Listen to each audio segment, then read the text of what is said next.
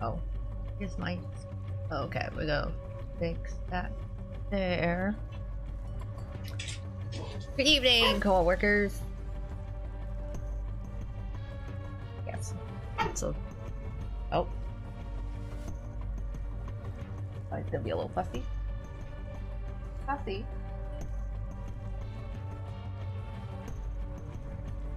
Hi, medic. Welcome. Busy weekend. You finished book 6. And now you're on book 7. Hey, congrats on finishing book 6, though. That must have taken a while. And now you're on book 7, doing chapter 67. 6, 7. No, I'm sorry. Debating if I do all the map pieces or not. Tough call. Yeah, it's quite... I mean, like, yeah, getting through book 6 is already quite a feat. So doing book 7 definitely is gonna be a long journey ahead. I'm actually not doing all the map pieces. I found doing the map in book 7 like near the end was okay. I think it was all of like the maps in the Briar Valley that was like really rough. Hi Savon, welcome. Oh, you're just on time. Like everyone's jumping in. It just started. Hi MS. Book 7, chapter 67 is beating your ass. It's chapter... I forget what's even in chapter 67. Is that the is that also like the Lilia's dream? It's still part of it? Is that the one with like going through the Briar Valley map? It's like that one was... I found that one more difficult than when we get to like kind of the end with all of the different dorms. I was halfway through book 6. Feel the breeze. Guess all the mystery boxes correctly too. But those hours, oh yeah, having to let the sphere, like the spear charge, and then you get like time gated. Yeah, that sucks if you're like trying to actually just speed run through it. And I think that was like one of the very few times that Twist ever actually did a time gate on something. Can't remember actually, aside from book 6, if they've done that. Is there a point in doing every single piece of the battle maps? Or you just do the Ward HP restoration one? Yeah, I think like if you want to like get every single drop and crumb of story or interactions, then like you go and do the maps, because I think you get a little dialogue or blurb between like Silver, Sebek, and Lilia, wherever. For me, I just kind of did whatever route was the fastest, honestly, and yeah, just like the rewards and HP restoration. I wasn't too concerned with trying to find every single interaction in it, so I didn't do all of maps. But hey, if you are a die-hard Diasomnia fan, maybe you do want all those juicy little interaction crumbs. 67 is the longer map where your cards take HP hits per movement. Oh, okay. I want to read the dialogue. You happen to want about Dawn Knight and Leia. Yeah, that's the thing too, because you don't know what kind of dialogue pieces you might miss. But they're like little blurbs, right? Not full stories. So, but yeah, if you're interested in lore drops interactions, then you might just need to go through all of them. It just takes a lot of time. I think I crawled my way through that map when I remember. It's like I think I just started like setting out like cannon fodder cards to take all the hits for me. Don't have enough cards with HP to do anymore. Yeah, I was like, I think I've used items before on that map. Just to be like, okay, I don't have enough cards to sacrifice. Am I going back to book 6 to find the interaction crumbs another time? Oh, yeah, I guess true. You can always go back and replay some of the maps. Breeze are trying to breeze it too, but dang, it's Silver Lord. Yeah, they kind of hide it all on like the little battle map. I don't know if there's actually any record of every single interaction stored somewhere. I'm not sure actually. I just remember I'm like, I just want to get through this map. I didn't really bother trying to find everything. The pieces. But that's true, I guess you could always just go back and start like looking or like replaying the stuff.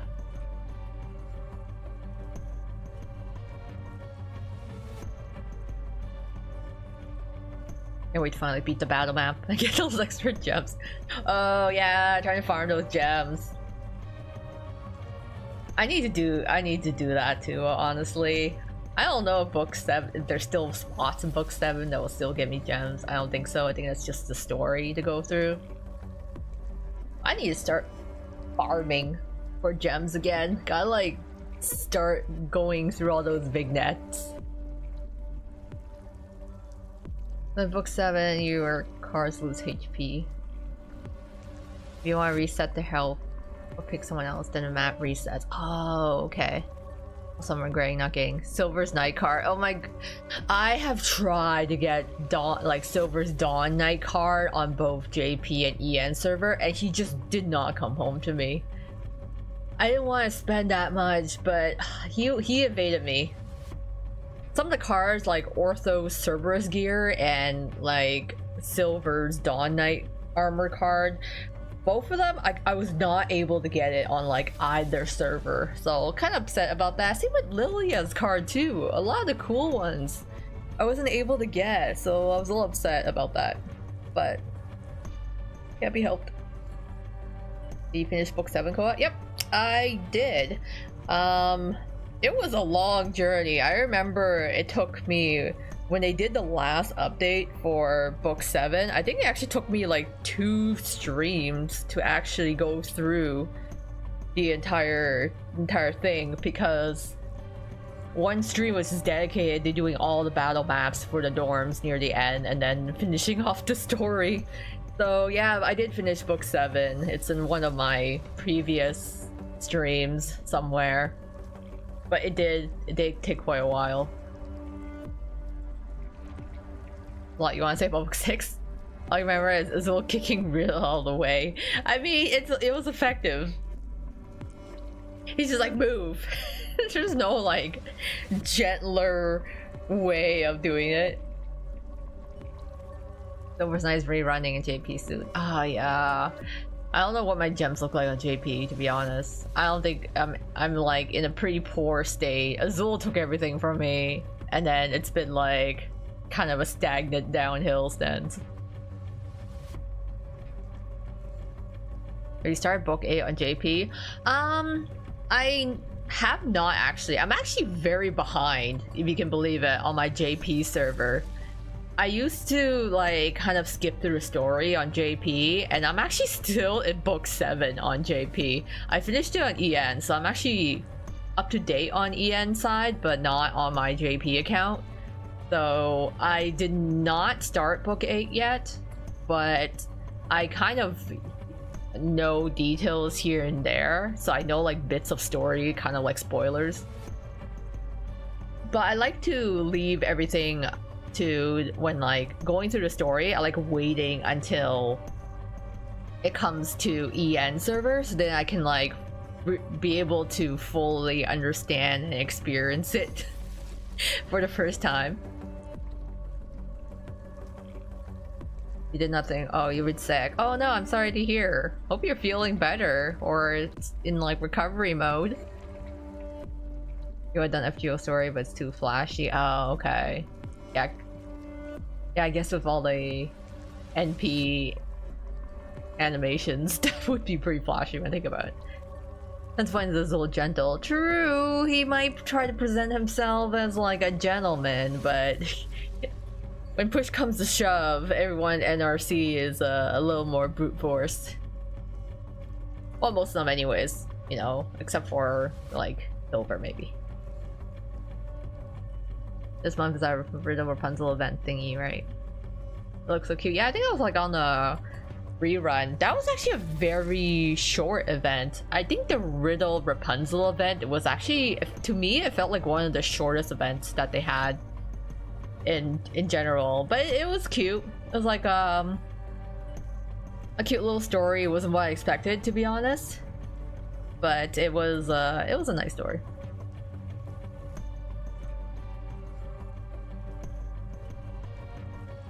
Alright, do you see that teaser for Riel and Jasmine? Yeah, I did actually. So Little B and I actually did a whole video of us just yapping and talking about our speculations for all this characters for RSA and our speculation. So it's on her channel. But yeah, we basically talked about who we think is gonna be like each character and just our general thoughts on it. But it was kind of cool being able to actually see Riel, like he's been mentioned before, and now we actually kind of see what he's going to look like. I did really like Jasmine's like the Jasmine XP kind of design so far. I'm kind of excited to see it. I hope some of them are bullies. Cal is a hero, so hopefully he's a villain among the princesses. Yeah, especially when I wonder if one of them might be more like a villain type. Because I'm maybe the Savannah Claw one. We actually, when I think about it, I'm not too sure if the Pomfury one is going to be Nej or someone completely different. I'm actually hoping it's someone new, but it's also very highly likely that it's going to be Nej. And then I was like, when I think of villainous characters, maybe the Meg, the Meg looking one for to like counter Ignihide. But what I'm not really sure for the one that's like supposed to be the counter to Savannah Claw, because we're like, it looks like it could be Nala, but at the same time I'm not 100% sure, because Cheka is supposed to be Simba, so I wonder if they're just gonna do things up a bit differently. Maybe it's Nala, but it's like, you know, they could technically go the route of maybe it's Pumbaa. Maybe it's actually like Kovu and Kiara, or like who else was it in Lion Book 2? Kovu, Kiara, and Frick, who's Kovu's mom again? I know it from the top of my head. But anyways, I'm like, so I'm not 100% sure on whoever the beast person is going to be at RSA. Yeah, but I am excited to see more RSA boys. I wasn't expecting them to like drop teasers for like literally 7. Just 7 new characters. Does anyone know why Ian's so behind? We don't have 7.5 yet. Yeah, it was kind of interesting. They did rush the story and then kind of put a pause on it. I don't know if they're waiting for something, because they're just like doing reruns. So I'm actually not quite sure why they suddenly just like paused on things. Especially when, yeah, they just really like blasted through book 7. So why the 7.5? I'm not sure. I won't lie about Laugh, and Jasmine ends up making Jamil retake being stuck with Callum. I need one of the things like Lil B and I talked about. We want the Jasmine guy to like be like a hater towards Jamil. Like I want him to be like really good buddy with Callum, but then like be actually so suspicious towards Jamil. Or like, maybe they don't have to hate each other's guts, but I think it'd be really funny if the Jasmine character was just like, I don't trust this guy and I don't like him. Probably taking a break after book 7. Ah, okay. Yeah, I'm trying to remember how long the break was. I feel like it was at least like maybe 2-3 months in JP. Oh yeah, Zira, that's the name I was thinking of. I was thinking, yeah, like Lion King 2, there's like Zira, and then there's Kovu, who's like coming off as supposed to be like bad, but Kovu isn't actually bad. So it could be the whole like, oh, maybe he is presented as a villain, but it's actually a hero type. Ian likely being up break inspired to play the story again too. Let them catch up. Yeah, it is. It is nice actually because I don't. It's not like I want to really speed through everything. I am excited for a new story, but yeah, I don't need like. I wish they actually just spaced out their updates more. Like have, like if they broke down the updates into like smaller pieces. Because I felt like when they dropped the last part of book 7, it was like massively huge update, and I want them to kind of break it into smaller chunks. I wouldn't mind having it be kind of like more spread out but in smaller pieces than having one huge story dump at once. Jasmine did just like the far right. Yeah, I need them to be like really salty against each other. Like I want Jasmine to bully Jamil. Just be so sus of him. And same with I want to see too the relation between the like Megara like character and Adia, cause like I want to know what their interaction would be like. Like I need them to be kind of like sassy and like kind of passively aggressive.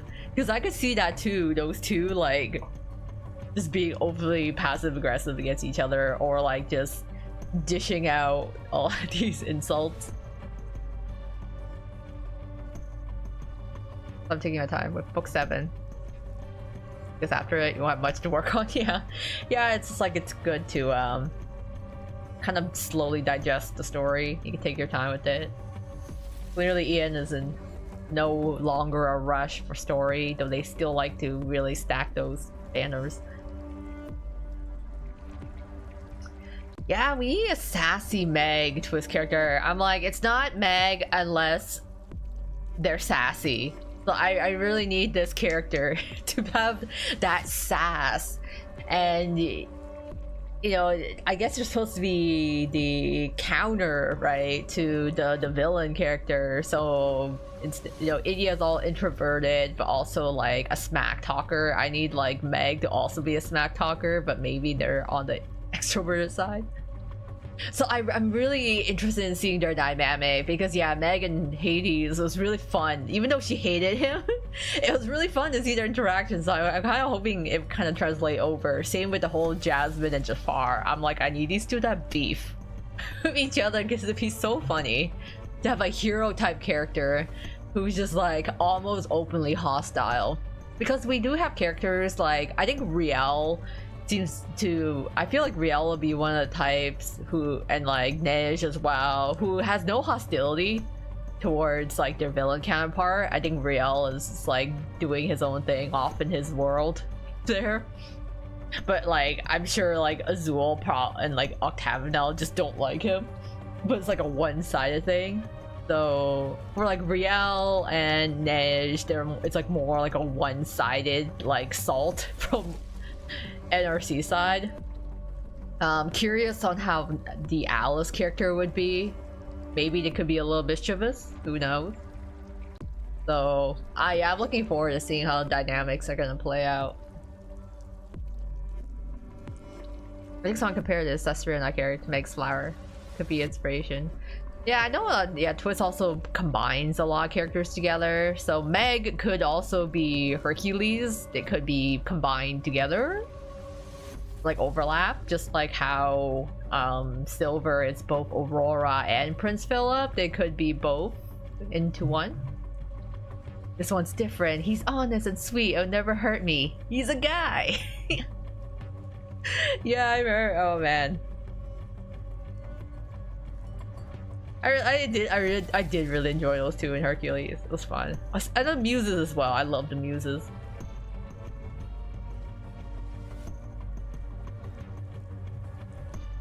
RSA and NRC arrival. Just need to see the dynamics between the boys. Yeah, I want them to go like, because just even though they are hero characters, I feel like not all of them are gonna be like super friendly nice. Oh yeah, Lovers Enigma. You saw a launch trailer came out. You with me on liking Haruki? Yeah. I am biased for Haruki so far. So I do want to know what his story is. I think he's got to have some like tragic backstory or emotional baggage. So I want to see that. I'm excited for when it does come out though, because it seems, you know, they are at least have a lot of horror elements in it. Because I don't want like horror light, I want like horror and otome. So I think so far it's been good, a good balance. The ear comments. Yeah, so far it's been good. I think I haven't seen any redacted ones yet.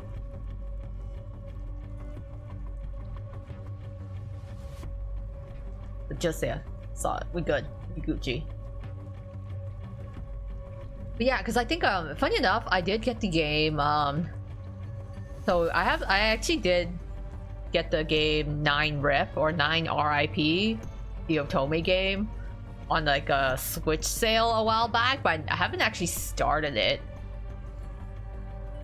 I heard though that that game is like not super horror like you date different guys that are like whatever spirits or ghosts or supernatural, but I think they're actually very like light on the horror. But I'm like, I definitely want to play Lover's Enigma for more heavier horror content. Did that make, I can even call it that, heavier horror? The Hades, yeah, he's a guy. Line was great. Yeah, so I feel like a lot of yeah, the voice actors did so well, like so well. I'm trying to remember his right, who was his voice actor called? It was like James Howard Woods was the voice of Hades. Really give it that pizzazz to him. Tons of charisma compared to Inya. I feel like Inya can tap into some of that charisma, but then his like introvertness kicks in. You may pick up Enigma. Nice. You're eating during the scene when MC tried to eat her birthday cake. Oh no. Oh yeah, the gagging sounds. And then she like pukes up. Actually, that was actually one of my favorite scenes in that demo of the game, where she like literally coughs up this lump of flesh, and I was like, this is kind of disturbing, and I liked that.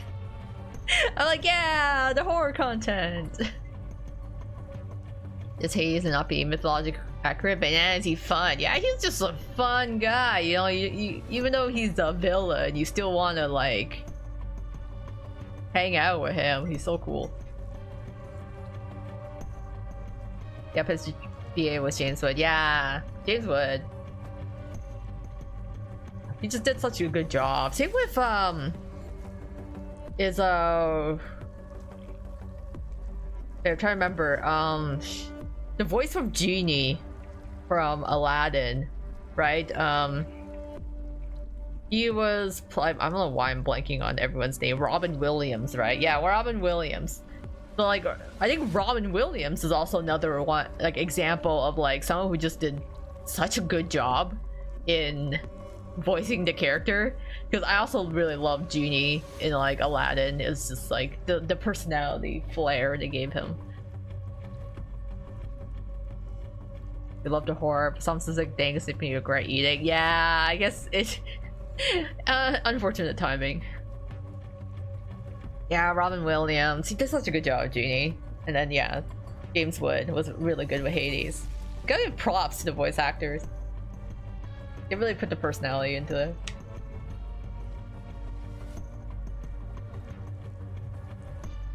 To be fair, Robin Williams was a GOAT actor. He was good. He did a very good job. I remember seeing a bunch of his movies as a kid. Also with Lover's Enigma. Curious what the heck is wrong with MC and her mother. Yeah, there seems to be a weird... She's just got a very strained relationship with her mother. I think it's like... It's one of those like... It's complicated, or her mother is like super overbearing, so they're definitely not on great terms. with each other, but Kazuki is what, yeah, I'm interested in knowing what on earth happened there. Especially since, like, apparently Kazuki is one of the love interests. So I'm like, wait, her husband's dead, so what are you dating? Like, his ghost? His spirit? I'm like, how's that gonna work? I wanna know. Oh, maybe. When the game comes out. Friends definitely Tsundere, Ryota. Don't know how genuine he is. Yeah, Ryota was nice so far, but I feel like they gotta have something else beneath the surface. Is Lover's Enigma an otome game? Yes, it is. It's an otome game that has horror elements in it. It was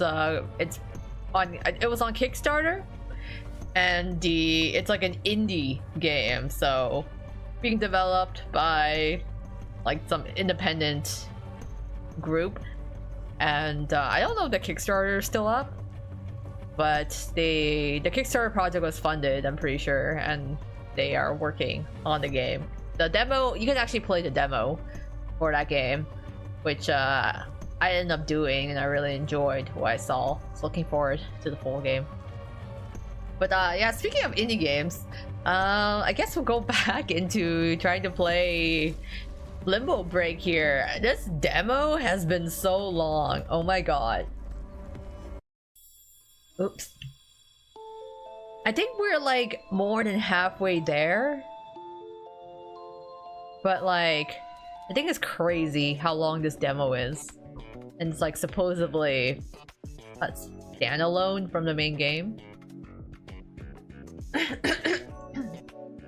Excuse me. What if Kazuki was part of that cult? His romance and falling into it with him? In his cult? Can you imagine that as the ending? It's like, yeah. Just him, it's you, him, and his cult. The cult was kind of freaky though. Even though you don't see them, I'm just like, God, they need to leave me alone. A horror otome game. I usually avoid both horror and otome, so I might just skip on Lover's Enigma. You know, fair enough, yeah.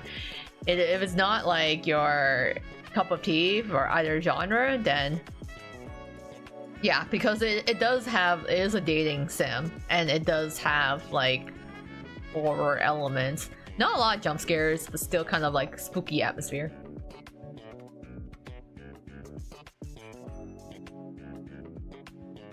Alright, who do you say your friend is from discussing RA? Little Bean, yeah. So Little Bean she also does Twisted Wonderland content as well. So we collab a lot on videos together. So we were talking, like we talked about, yeah, the RSA teaser, and then we do like every month we kind of go over the schedule for twists on EN and JP. That stuff is on her channel. I do have some videos that I have collabed with her on my channel, but our monthly updates on her side.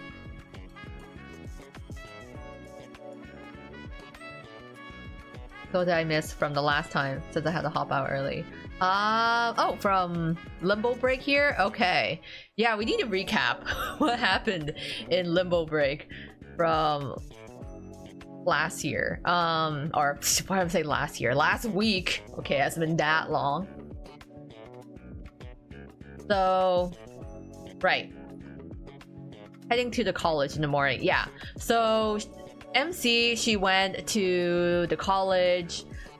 She ended up meeting this girl who, like, and then they end up in some weird, like, Twilight Zone they had to escape from. They got out. The MC basically wanted, like, a list of, like, names associated with this casino, like, I want to call it trafficking ring, but I guess it's more like the college girls were like acting as like escorts or something. But yeah, so she went and she met with that girl, and that girl was like, okay, I know who has the list of who has the list of names of these people, and in return she wants to like get revenge on these group of girls that were like bullying her. So her and MC kind of end up making a deal, and MC just like goes to school, pretends to be her aunt, and got, you know, the teacher and the girls who were bullying her to essentially like in trouble, and essentially transferred over to a different school.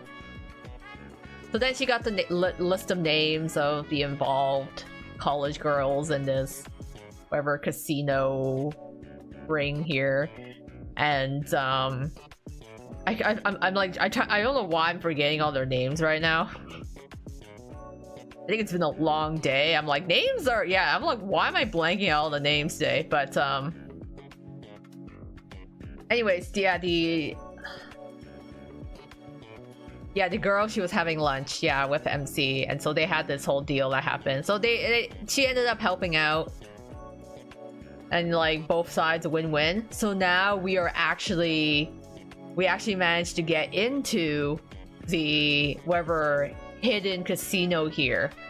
So we're still trying to, I guess, get to the root of this. So this is why like we are in the members only casino. So it's thanks to that other girl that we had lunch with that we were able to get the list of names, exchange that information with this guy that was able to get us into this place. Yeah, thanks for the recap. I was like, man, I don't know if hopefully that explanation made sense. I was like, that's right, some stuff happened, but I'm forgetting all the names right now. But anyways, we got into this casino. This is what we needed. Oh, I should pull up the theory board. Oh wait, yeah, so here we go. This actually this probably helps. So we met this guy Nalon. Nalon's the one that like we partnered up with because he wanted the information and all the names, and we need to get into this casino. So he's the one that helped us bring into the casino. And then yeah, Yuejiao was the girl who helped us out. So we got our logbook with records of all Dipa dignitaries entering and leaving the casino. So we got like some good material here, and now we can actually come in here and try to get to this, unroot this corruption, I assume.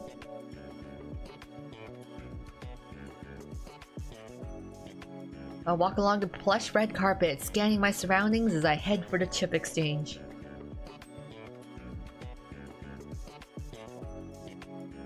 Oh, let's use background noise at work. Helps me focus.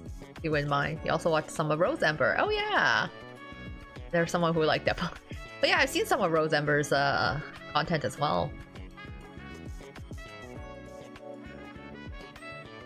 And I think I think what is it?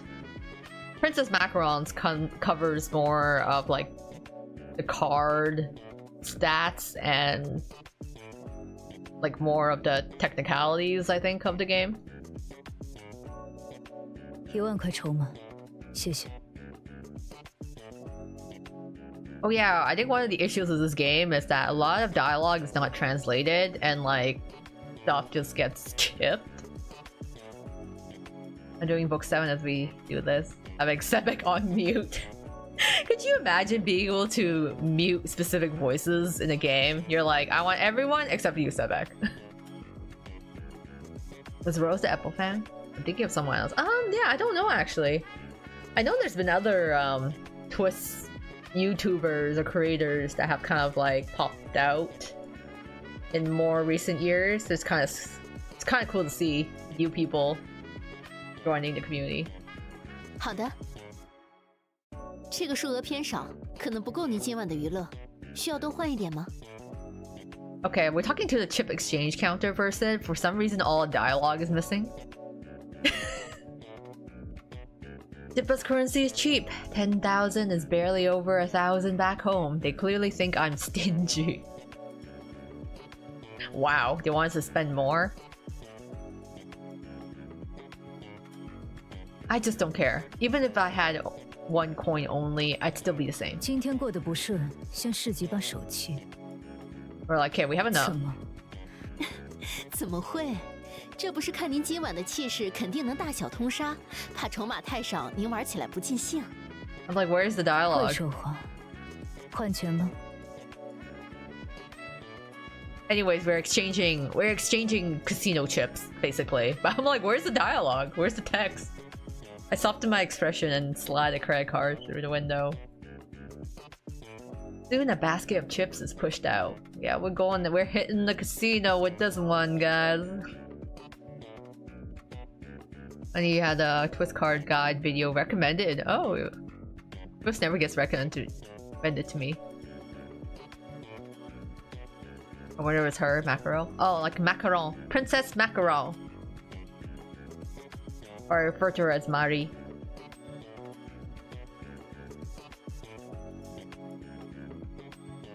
It's like, I was like, how often do I get Twist video recommends? I feel like I get a lot of song videos recommended. I think the Apple Fans one was it before? Yeah. I just typed in the title. Apple Fan is AJO. That sounds familiar as well. They also sound familiar. I know there's like, yeah, new other Twist creators that have kind of popped up in the space. Sometimes I feel like I'm in my own little bubble and I'm just like, what's happening? But it's cool when like a Twist video kind of comes across my feed.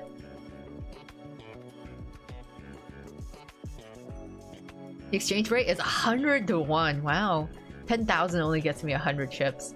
Man, their currency sure is lots of numbers there. I weigh a small basket in my hand and stroll into the main hall, sit at a random table and casually push some chips onto player without even looking. They're like, well, wherever. We just sit here, play some games. Like for Twist to be recommended, I'll instead get video game drama for games you don't even play. Oh man, gotta like reset that algorithm or something.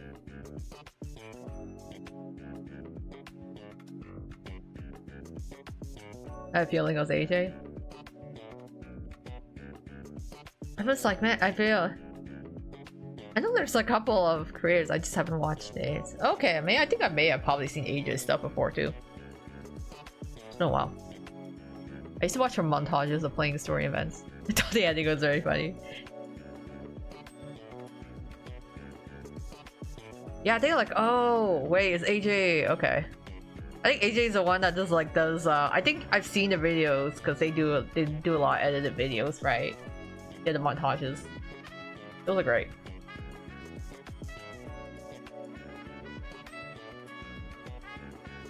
I did my homework before coming.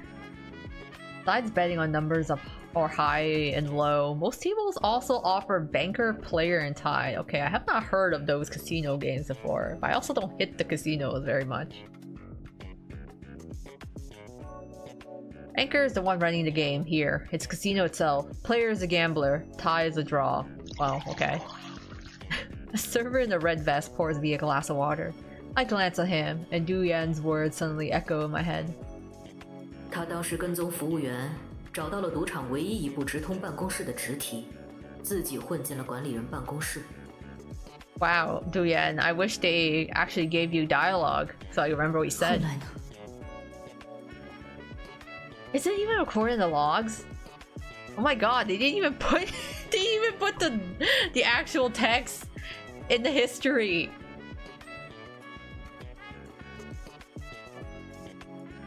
Yeah, I think AJ did book 6. She's sassy of it. No offense, yeah, but your face is not the first thing I want to see when you wake up. Oh my god.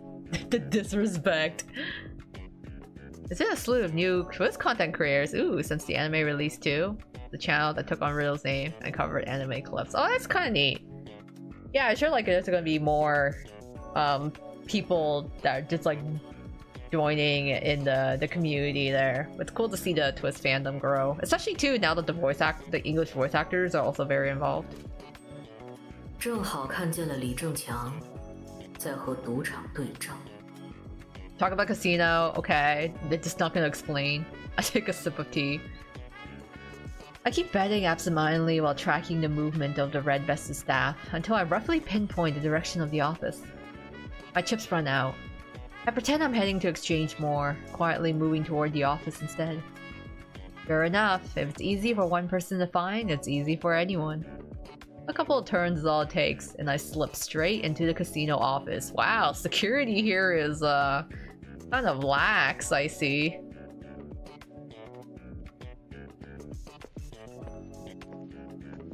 Compared to Li Sunqian's branch office, the place is almost bare. Everything laid out at a glance. Like, really? They just... Man, security is really lax, you know? They just let us stroll into this office here. There's even, like, a safe. Who just leaves their safe out in, like, the open in your office? Wait, never mind. Azul does that. Just have your, like, the safe just, like, exposed right there, like... You're back trying to kill off some cards that can use to revive. GG to the sacrifices. I'll probably keep myself like I usually do. It comes to community. Much drama, oftentimes. Otherwise, appreciate the funny videos. Yeah, I think it's all about, yeah, curating your experiences as well. Like... I feel like I'm involved in the Twist community, but not super involved. But it's so I was like, I'm living my own little bubble and space here, my own curated content. It's nice. I do wish sometimes that I could like kind of reach out to some more people, but I'm also liking the flexibility that I have in my own content. You can't criticize since Azul does the same thing. Not only does Azul do the same thing, his safe is like covering the entire wall. Like, I'm sure he had a ton of contracts and stuff. I'm like, the fact that you had to build an entire wall safe for your stuff. After all the hardships these past 2 days, the sudden stretch of smooth sailing makes my chest tighten. I have a bad feeling. I carefully scan the room. Before I can act, footsteps sound outside the door. Uh-oh. Did they find us? In a panic, I dive under the only desk big enough to hide under. Oh man, this is like book 3 all over again. Remember when we snuck into Azul's office and then we tried hiding? I'm not due yet for choosing such an obvious hiding spot. Now I'm in the same position, and I realized there really is nowhere else to hide. Like, what are you gonna do? Stand behind the curtains? Have your feet poking out from the bottom? In cases like this, I agree to Idia's introversion. Just want to have fun. Things I like. Yeah, it's all about having fun. Honestly, like, I have been forged in the fandom fires of Hetalia on Tumblr.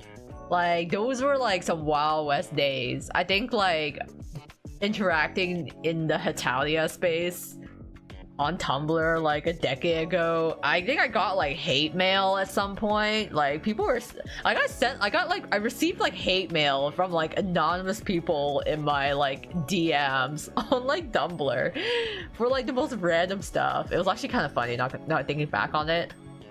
Like, I thought it was really funny that way. So I was like, you know what? It's interesting to see how there's like different fandom drama that like pops out, but I'm like involved in none of it.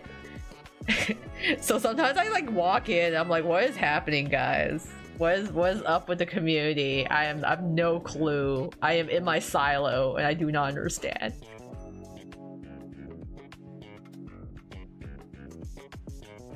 People can be exhausting, not gonna lie. Yeah, it's like the trade-off, you know? Having a community is nice, I won't lie. Like, I would love to interact with the community, build like a bigger community, and like reach out to other creators and stuff like that. But it is it's hard. Like, I'm a working gal. I don't have time to spend on the internet like just like arguing about stuff, so I don't even bother. Instead, I just have fun. I just stream, and like upload occasional video and just have fun and talk to you guys and have fun with you guys. Ooh, Farcar just died all at once. Okay, well, thank them for their sacrifice. Uh-oh, the footsteps draw closer. The door opens, then closes, and someone sits down on the sofa. Can you imagine they like sit down at their desk and you're like right underneath it? I listen carefully. From their idle chatter, I can tell there are two men. This is an international casino. Foreign guests or staff are common here. Even privately, they speak English. I can understand them. Unfortunately, it's all meaningless small talk. They get more animated by minute, with no sign of leaving. It's almost lulling. 对了，李总说要找的人找到了吗？ Ooh. 那两个女的，没有啊。今天照片都发到这里来了。真高兴，怎么，他们还能找到这里啊？ Oh, they're looking? 哎，反正他叫干什么就干什么呗，管他呢。 I guess they haven't been able to find those two women yet. 照片我也人手一张都发了，到时候他问起来，我们也好交代。还是你周到，这种事我管都不想管。 Oh man. I'm so safe. I'm like, why is all my text gone? Why does I exit out and come back? Okay, let me go to the title screen and try to come back in here. I don't think it's gonna change anything, but... 还是你周到。 As they talk, there's a knock on the door. It makes me tense up again. Yeah, we hid under Azul's desk and ended so poorly. That's because Jack was so big. And there's like way too many of us under that desk. About Ian's side of things. Too many scandals, even her supposed professionals. Yeah. What's funny is that like I used to be on Tumblr a lot, and now I'm kind of lurking on Twitter. I have to say, if I had to pick between Twitter hell and Tumblr hell is actually way better. Between the two poisons, like Tumblr fandom discourse, I think it's actually better than Twitter. I feel like Twitter is like, oh, I don't know. There's just way too many things that can like kind of reach past the community it's supposed to. And again, I guess there's less people on Tumblr now, so maybe that's also too.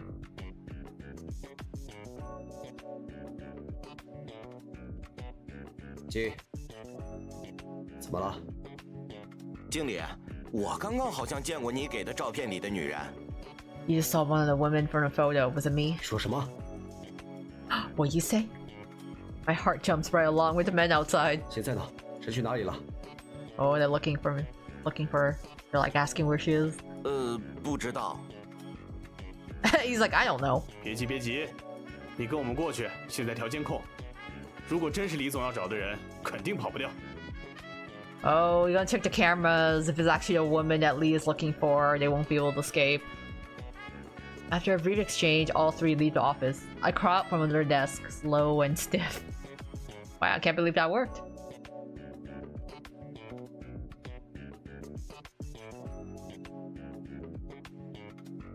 Staying in the same position too long makes my limbs stiff, but there's no time to slow down. I start searching.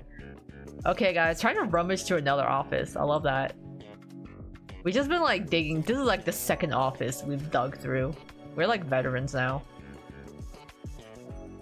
Open it up and I find a safe tucked inside. The combination lock has a warning sticker. One wrong entry and the alarm goes off. Looks like I need to be careful entering the password. Okay, let's look somewhere else. The desk is neat. Obviously, someone's been maintaining them. Inside the drawer, I find Li Sunjiang's passport. The stamp showed he hasn't traveled anywhere except home and Dipa for years. His birthday is written on it. The same code he used earlier in the office. Oh my god.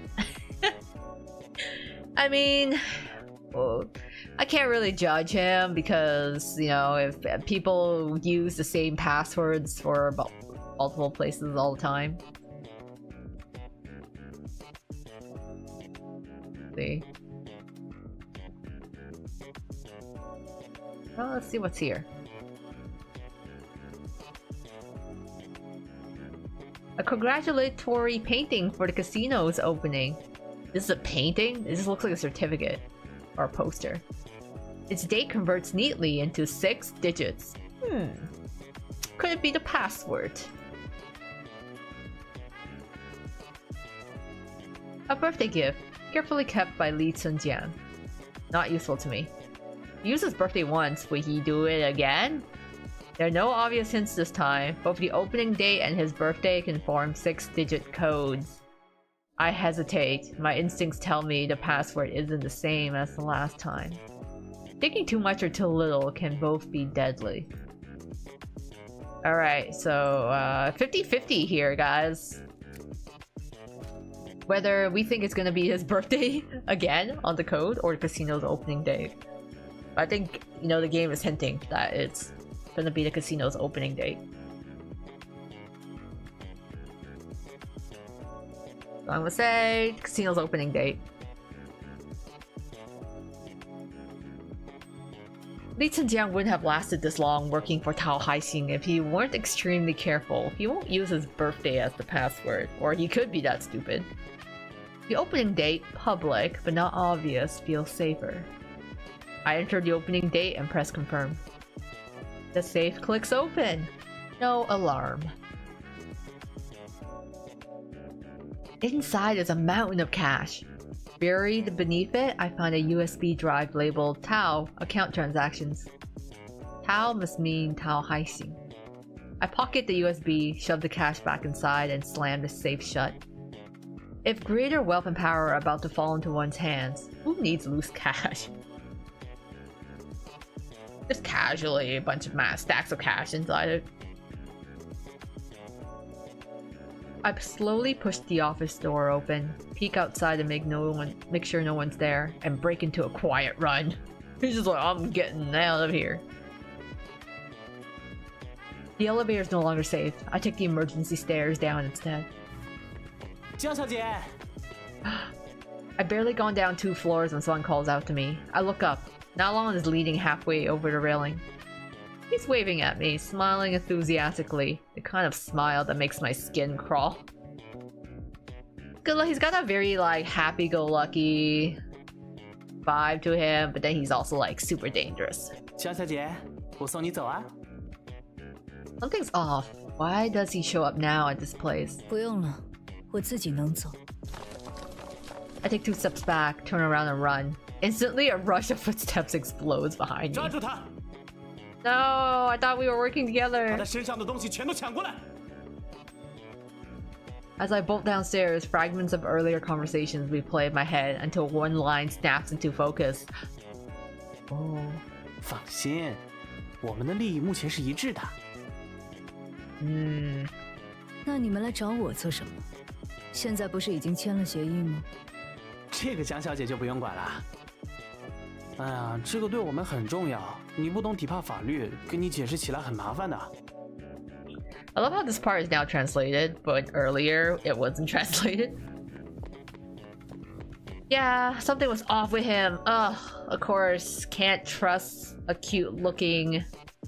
And trust some cute-looking guy willing to help us out. The agreement exploits a loophole in Dipa's legal system.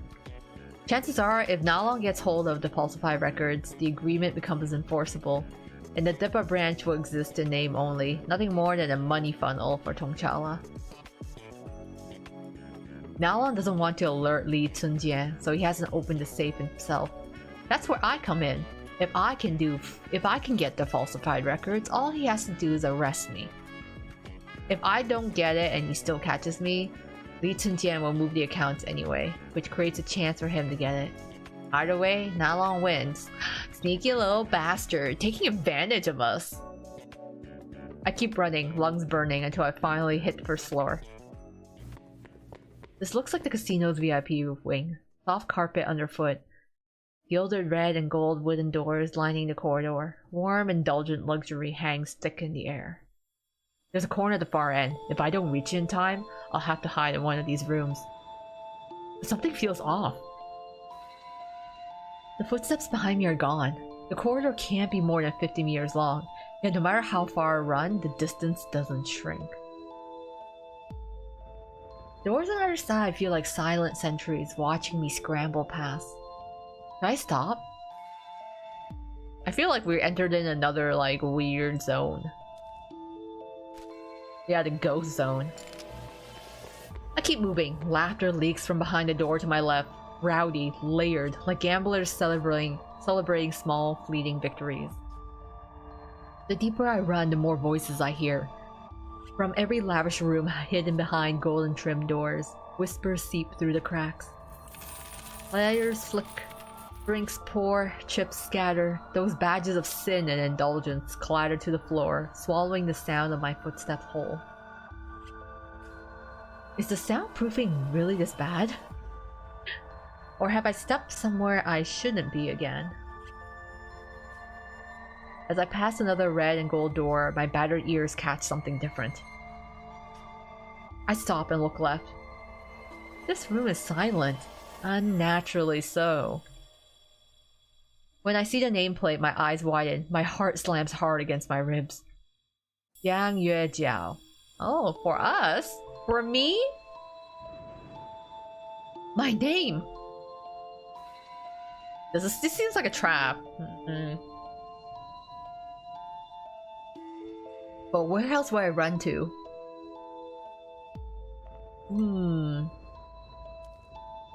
I must save and see. I'm gonna try the door, but it could be a trap. We'll see. The most unreasonable places often hold the real clues. Once you're at the table, fortune favors risk. I twist the handle and hear the unmistakable sound of a lock engaging from the inside, accompanied with a laugh. I can't tell whose laugh it is. It shouldn't sound this clear, but it drills straight into my ears. There's delight in it, and mockery, a condescending mercy. Whatever this thing is, it's been watching me, treating my reactions like entertainment. Only now, as I stumble into a dead end, does it bother to laugh. I jerk my hand back, the metal nameplate drops and something hidden behind it falls to my palm. A severed, dry human ear. Oh, lovely. I mean, we had a tongue, and then we had an eyeball, and then we had an ear. But it seems to be going the whole, like, speak no evil, see no evil, hear no evil theme that's happening. A piercing whine detonates inside my head. The shock rips through my hearing and straight into my brain. I lose all senses. The world tilts before me, and I find myself seeing through someone else's eyes. I see myself undoing the buttons of a suit stretched over a beer belly, my hands adorned with a luxury watch and rings. An overly made-up girl, far too young, is tucked under my arm as I enter a VIP room. Did Jiang die as a child? Is that why she can go into these ghost zones? Yeah, you know, they never explained it. The game just says like, oh yeah, there's a lot of supernatural activity in this country, but then it doesn't like explain why we seem to be experiencing all of this. I'm like, is this something that happens to every citizen or just us? The scene snaps. Now I'm a man at a gambling table, hands shaking as the dealer sweeps away my last chips. I stagger out. Someone drags me into a room. I sign a loan I can never repay. The scene shifts again. I exit the elevator and push open the office door. I don't know who I am, but I recognize the one in front of me. Li Jiang sits behind the desk, taking the ledger from my hands. He sips tea, checking each entry with precision. The ringing grows louder and sharper. Pain blooms deep inside my ears. My sensation returns, but the ear is gone.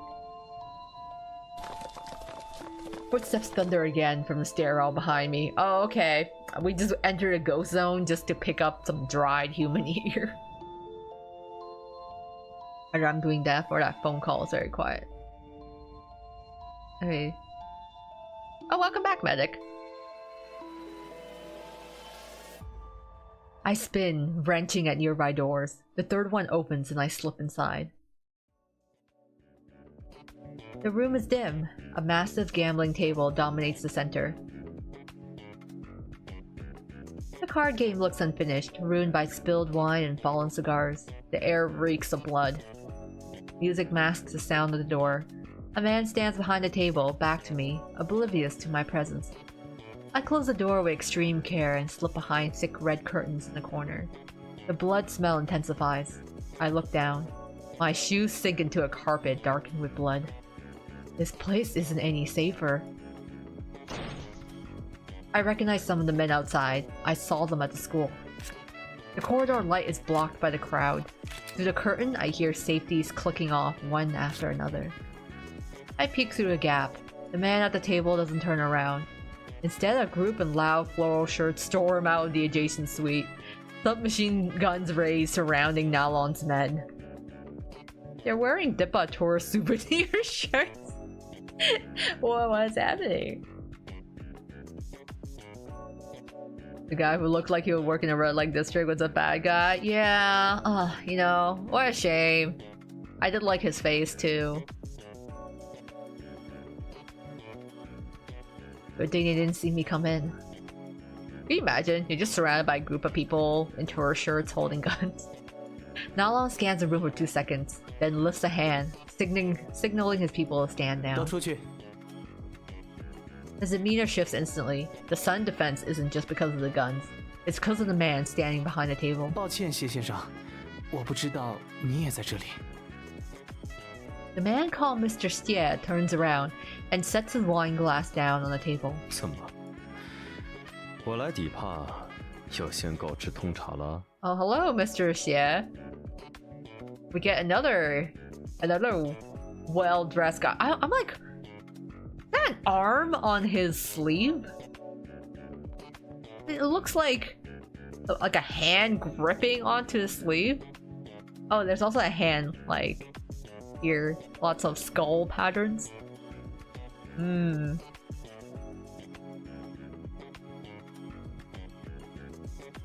What's gonna happen to that book MC gave to Nalon? Yeah, I guess like, I don't know. I hope she's okay after. Yeah, well, hello. You can't go by face alone. Look at how that loser's dressed. To be honest, I've liked it 2D men with worse hairstyles and worse fashion sense than this guy. So, it could be worse. I've had worse taste. Mr. Xie is going for like real gothic vibes. Loving wherever this is, like that's real rad. It's cool though, actually. I'm like, you know what, that's kind of sick. The fact that he's got all these like skeleton type accessories.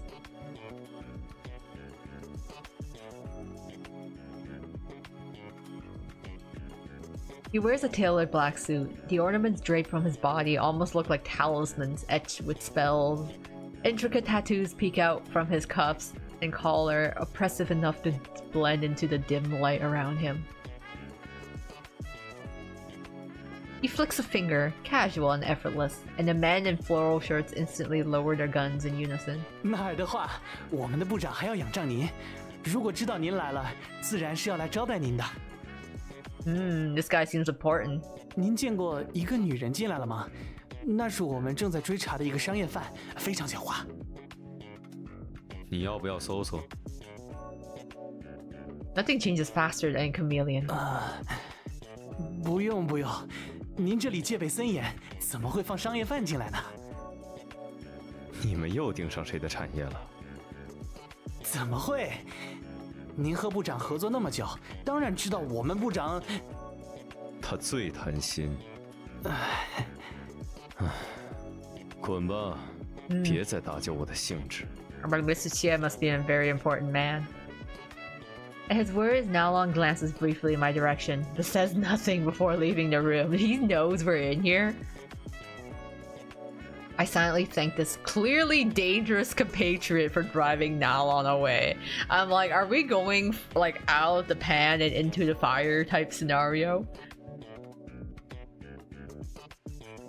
Like, oh man, I did kind of like Nalon, but I guess he just couldn't be trusted. The moment I relax, something cold and hard presses against the back of my head. Okay, out of the pan and into the fire it is. Welcome back, medic.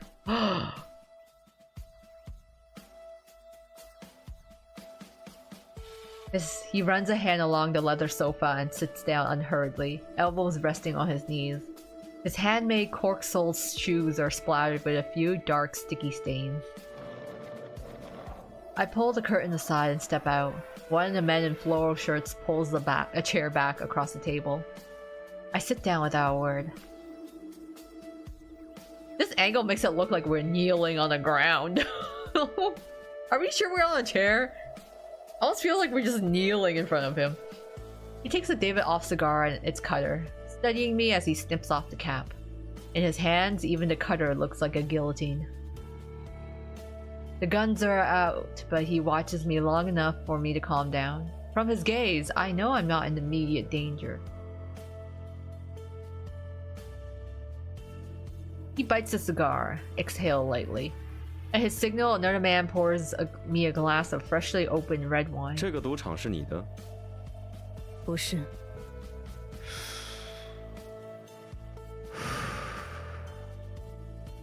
那看来你是要毁掉这里。He lights a cigar and takes a puff. Thick smoke rolls through the room, carrying a faint sweetness beneath the woody scent. 所以，你就是麦德斯医疗科技的 COO 江月角。Oh, he knows who we are. 你认识我？看过你和通查拉签协议的报道。He rests the cigar in the ashtray, walks around the table, and stops at my side. A hint of agarwood trails his movement, quickly swallowed by the heavy smell of blood. 谢家谦，幸会。Yeah, I shake his hand out of courtesy. I know nothing about him. I can't read his intentions. Ooh. When I let go, I notice small cuts on his knuckles, dark specks of dried blood on his jacket. Yeah, this guy's dangerous. He is full of red flags.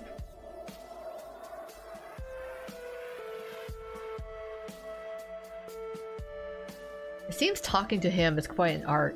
A misstep and my blood may join the rest.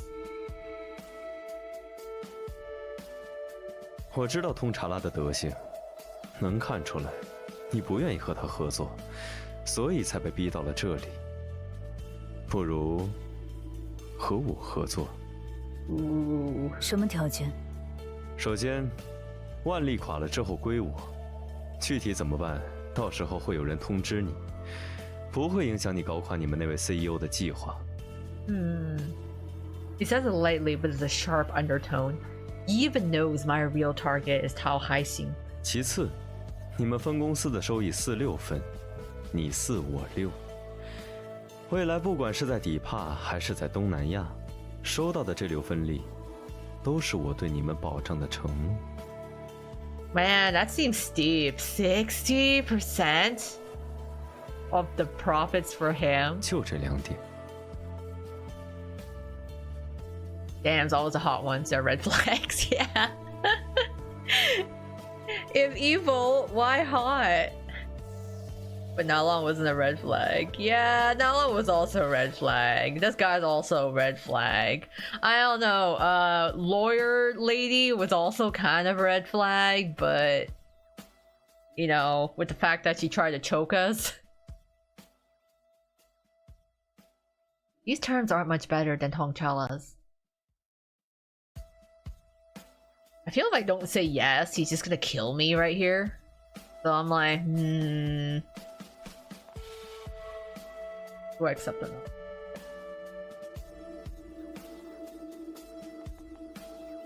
I feel like this is a situation where you should say yes. He's got the upper hand. Feeling like someone like him is worse. Ugh. What happens if I just be like, nah? Just nah. Assume we don't get a say in this? I don't know, we only got 2 choices here. Who do we rather work with, but... I mean... Maybe I should agree first? I don't tend to accept. Maybe we shouldn't accept, you know. Yeah. What happens if I just say no? I don't want to accept. 你6我4，这种条件换谁都做不到。 Yeah, it's highway robbery. I got a business to run. I can't refuse outright, so I offer something he shouldn't accept. 我6你4，这说不定还能考虑考虑。也不是不行。 Oh, okay. Negotiations went okay? 切家钱 agrees far too easily. The next second, he takes a gun from the man behind me and presses it hard into my abdomen. The sheer force makes nausea surge up in my throat. No, not my abs. He ignores my reaction and leans in close. His expressionless face fields my vision. 那我给你让渡的那2成利，你准备怎么给我呢？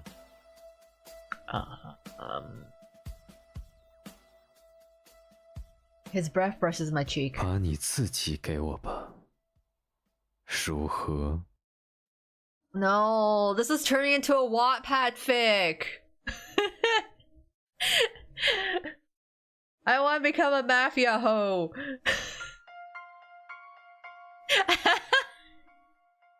I missed by a hair. No! Bad ending. This is the first bad ending we got. I can't believe that. We got our first bad ending just by saying no. That sucks. Yeah, I don't like these terms. Can I just say no? And he's like, okay, well, we just turn into some like weird mafia 50 Shades of Grey shit of. Yeah, maybe I should agree first. 就这么说定了，谢先生。 Clearly, we were in no position to really disagree. You know, if someone's got a gun, pointed at you, you're not really in a position to negotiate. Not that I'm aware of. A wise woman knows when to swallow her pride. Fucking sucks. I hate that. It's just like either say yes against your will or like literally become this guy's like slave. We don't die, instead we come to his mistress. Yeah, so I don't know. He may have shot us, but he's basically like, yeah, how about like you become mine sort of thing. So we could have become his, like, I don't even think mistress is the correct term. We already become his slave, or he shoots us in the stomach and when we die. Not exactly great outcomes either way. So unfortunately for us, this is not the time to girl boss. God, I hated 50 Shades. Guy's a massive red flag. Yeah. He's pulling off he's pulling off some like Yandere Juminhan scenario here. He outranks Tongchala. He has weapons and manpower. Stalling is my best option. Yeah. I don't know, man. At this point, we could have taken our chances with Nalon. This feels like a worse scenario. 不过我有个条件。说说看。 I gotta admit though, this MC's got like nerves of absolute steel. Like she's going. Could you imagine stepping into a country and like a foreign country, you're encountering all this supernatural shit that's happening. This like hot baddie lawyer woman tries to strangle you. You encounter more supernatural shit. The guy you were working with betrays you, and now you end up here, like, basically with your life in danger. I don't know. MC's got some serious, like... I wouldn't say, like, balls, but she's got serious nerves of steel. Because, like, I don't know. She's just, like, going through this. And it's, like, relatively unfazed. Is it a red flag if we can't romance them? Curious thought. Yeah, I don't think we can romance them, but it's still kind of like, yeah, I just don't want to... I still want to be with this guy at all. I guess the girls being out didn't save us. No, they did not. Unfortunately, no. Having our feminine appeal did not work in this case. 你要安全带我出去，这样我们才能往下谈。There's a steal are pretty common in Chinese fiction. Really? I'm actually curious. Yeah, is it more like, because I only really see like the occasional dramas or webtoons. I do know, like, I feel like a lot of the Korean and Chinese comics do tend to have a lot more strong-headed heroines compared to the Japanese comics, I find.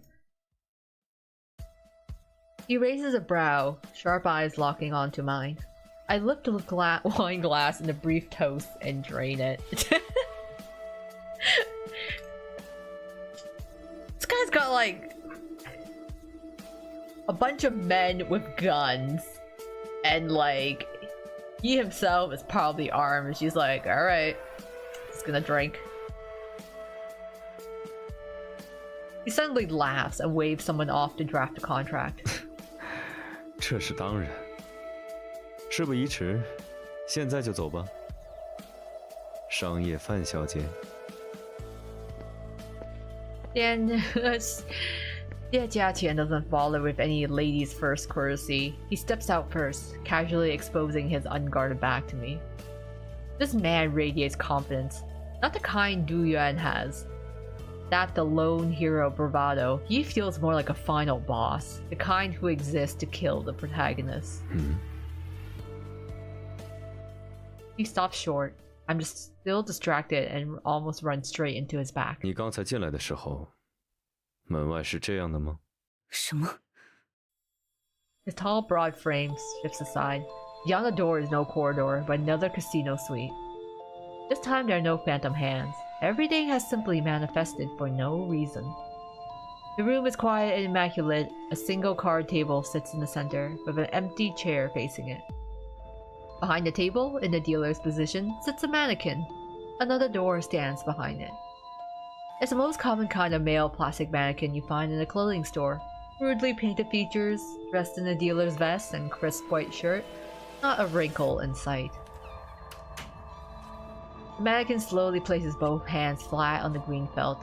The next second, a heavy slam sounds behind me. The door shuts hard right against my heels. What did Nala want to do to MC after betraying her? That she was willing to go through this? So Nalon and her, like, basically when they first worked together, because like Nalon wanted the list of names and stuff, right? So he wanted to basically get whatever documents or stuff were in the safe room in the office. So MC was able to open up the safe and grab the USB with like information inside of it. So Nalon basically wanted all the information she had on hand, including that USB, and was planning to arrest her. So then by arresting her, he could get his hands on those records. So yeah, he wanted to just like pin us while he basically it's a win-win situation for him. Like we get our hands dirty and then he comes and swoops in to take the prize.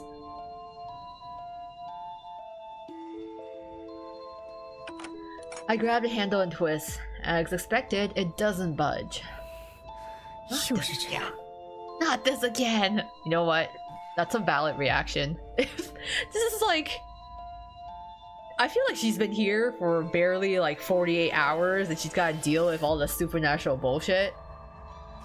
If I were her, I would just like leave the country and just never come back after it.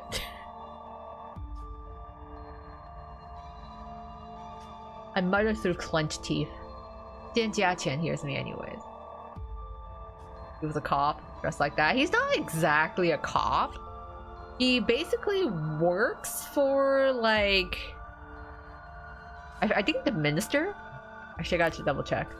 Who does he work for again? Yeah, he's a confidant of Tongchala. He's tasked with investigating and collecting the VIP. Okay, so he was actually investigating, but he's not part of the police. I think he works for someone else.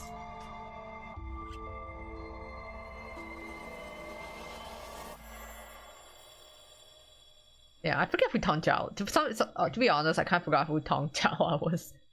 But anyways, yeah, Nylon's working for that guy. He studies me with a perfectly unreadable gaze, then lets out a soft chuckle. 你似乎有相关的经验。倒是见过些不正常的东西。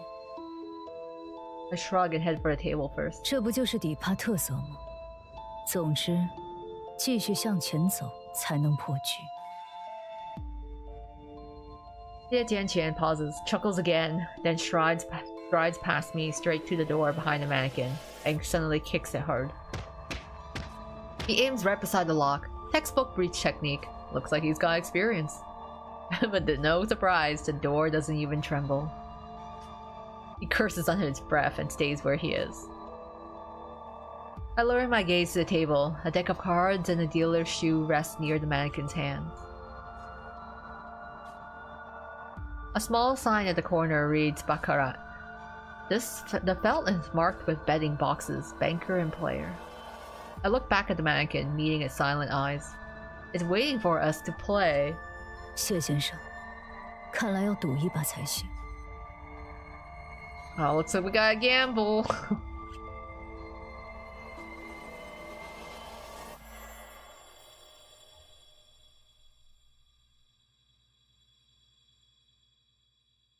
He doesn't answer straight right away, standing perfectly still. Maybe he's annoyed. Can't blame him. Being forced to the table, possibly betting your life, isn't exactly fun.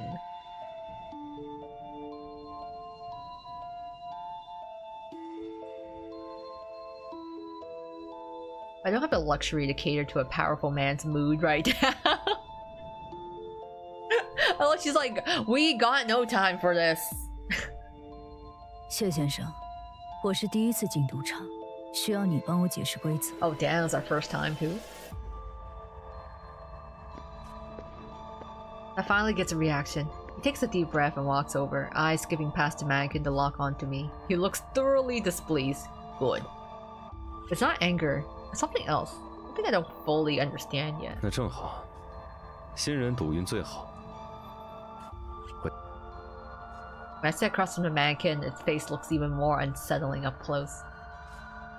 Its surface reflects a cold, inorganic sheen. There's no life in its features, yet I can clearly feel it watching me.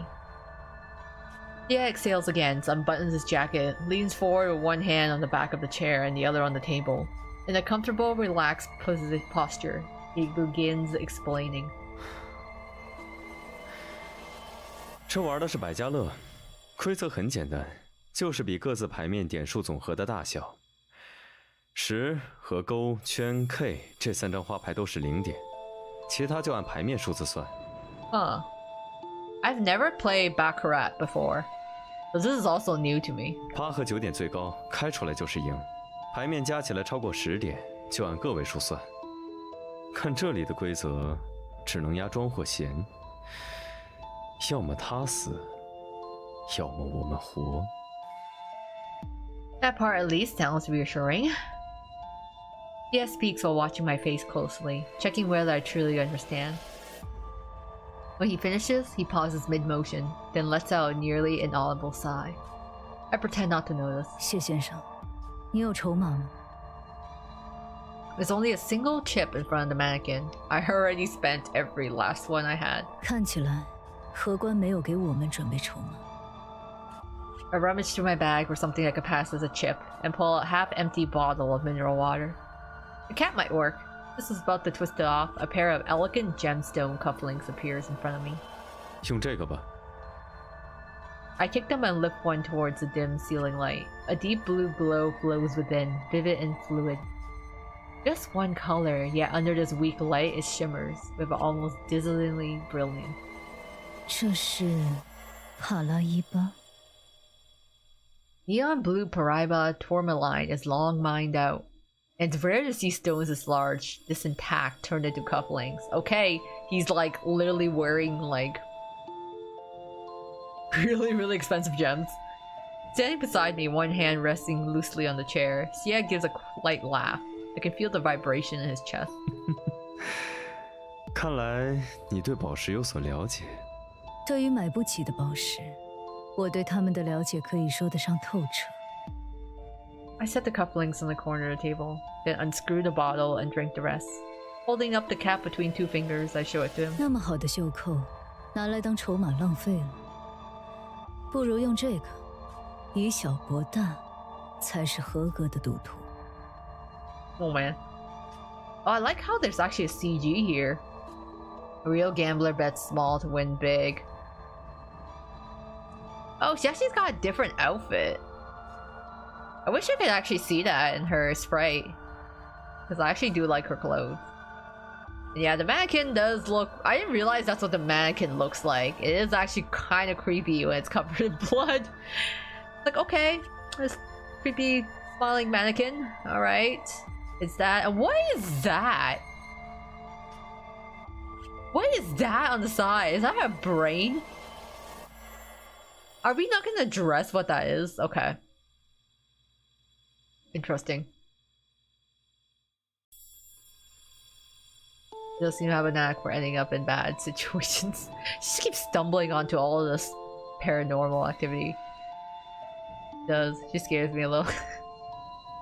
I love how she's just like used to it by now. She's like, yeah, whatever, let's just get this over with. 如果荷官不认这个筹码呢？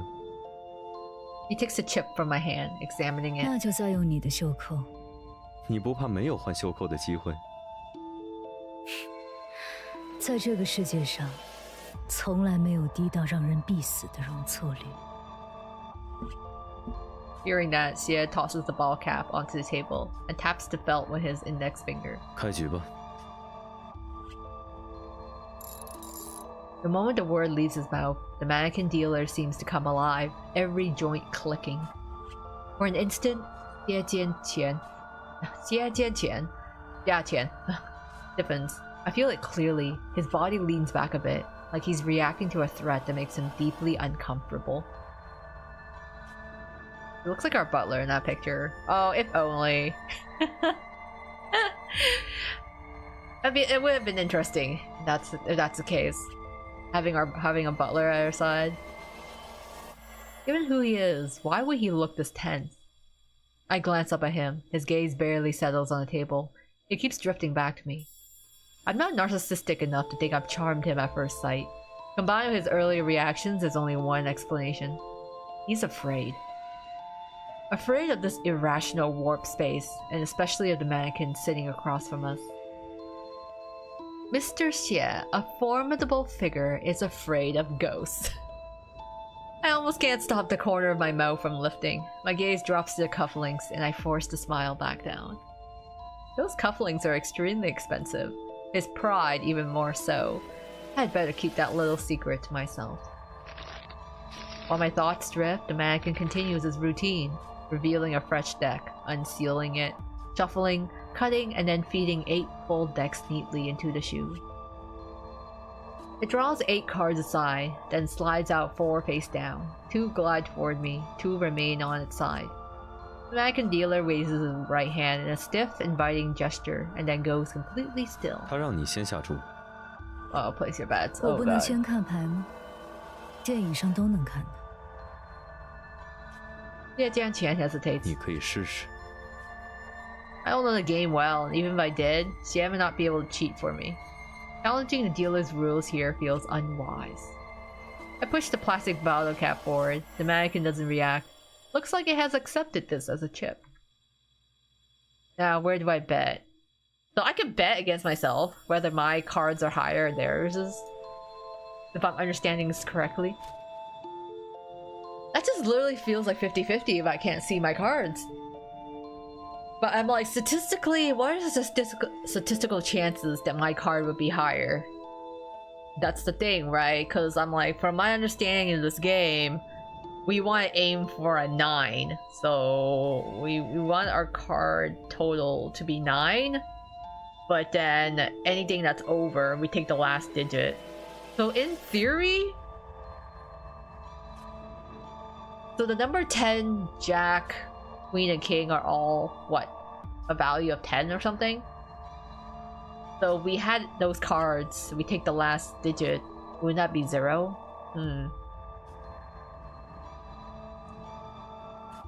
And I've been doing this map and cards filter. Oh, at least you discovered it. At least you found out. But hey, maybe you're going through the map with a handicap unintentionally.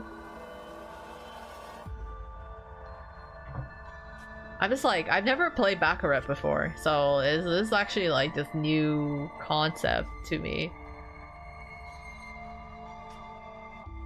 Well, I guess, wait, we all start with two cards. The values are summed. Oh, okay, so it feels similar to blackjack in that case. So when it goes beyond 9, basically it returns a 0. Oh, so if you add like 6, so for example, we have cards 6 and 7. 11, 12. Okay, so we have like 2 cards, 6 and 7. Then it's actually a value of 3 and not 13. Because we're taking the last digit. So likewise, if we got cards that are valued, if we had a 10 and a jack, then our value is 0. Interesting. Jack, queen, and queen have values more than 10. So if we had a jack and queen, in theory, our total is 0. But we are trying to get to 9. I used to play that game in a PGR event. I used to assume it's too high to be true, go lower. Yeah, I just like it. I just can't see the cards right now. So it's asking me to bet. I just wonder what the statistical chances are of getting a 9.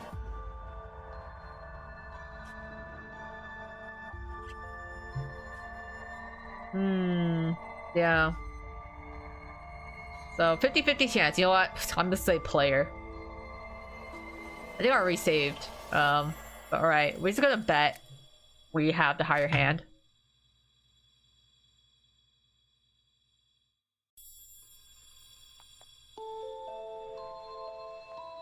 So-called beginner's luck is just bait. Once you're at the table, the rules still apply, whether the dealer is human or not. I place a bottle cap into the player box. The mannequin immediately bets on banker. I show my cards. 2 and ace. 3 points. The mannequin flips his card. 5 and 2. 7 points. Damn. 按照规则，他的点数不能再补牌，你则必须再补1张牌，以你的第3张牌定胜负。 Oh god, so we have an ace and 2. He taps the finger with 2 fingers. The mannequin responds, sliding a card out of the shoe and pushing it over. When my fingers touch a card, I feel the tension and instinctively draw a breath. It has to be a 5 or 6. If it's not, I lose, and the cost won't be just a bottle cap. With 8 decks in play, the odds are terrible. Yeah, because I'm like, I want to know the statistical chances, but I'm like, wait, there are 8 decks, which I'm like, that's a shit ton of cards. Because it's not like a 52 card set. Does beginner luck really exist? I'm trying to calculate math here, but I feel like the odds are so slim. 要我说，生死有命，富贵在天。 There's 52 cards, so like 52 times 8.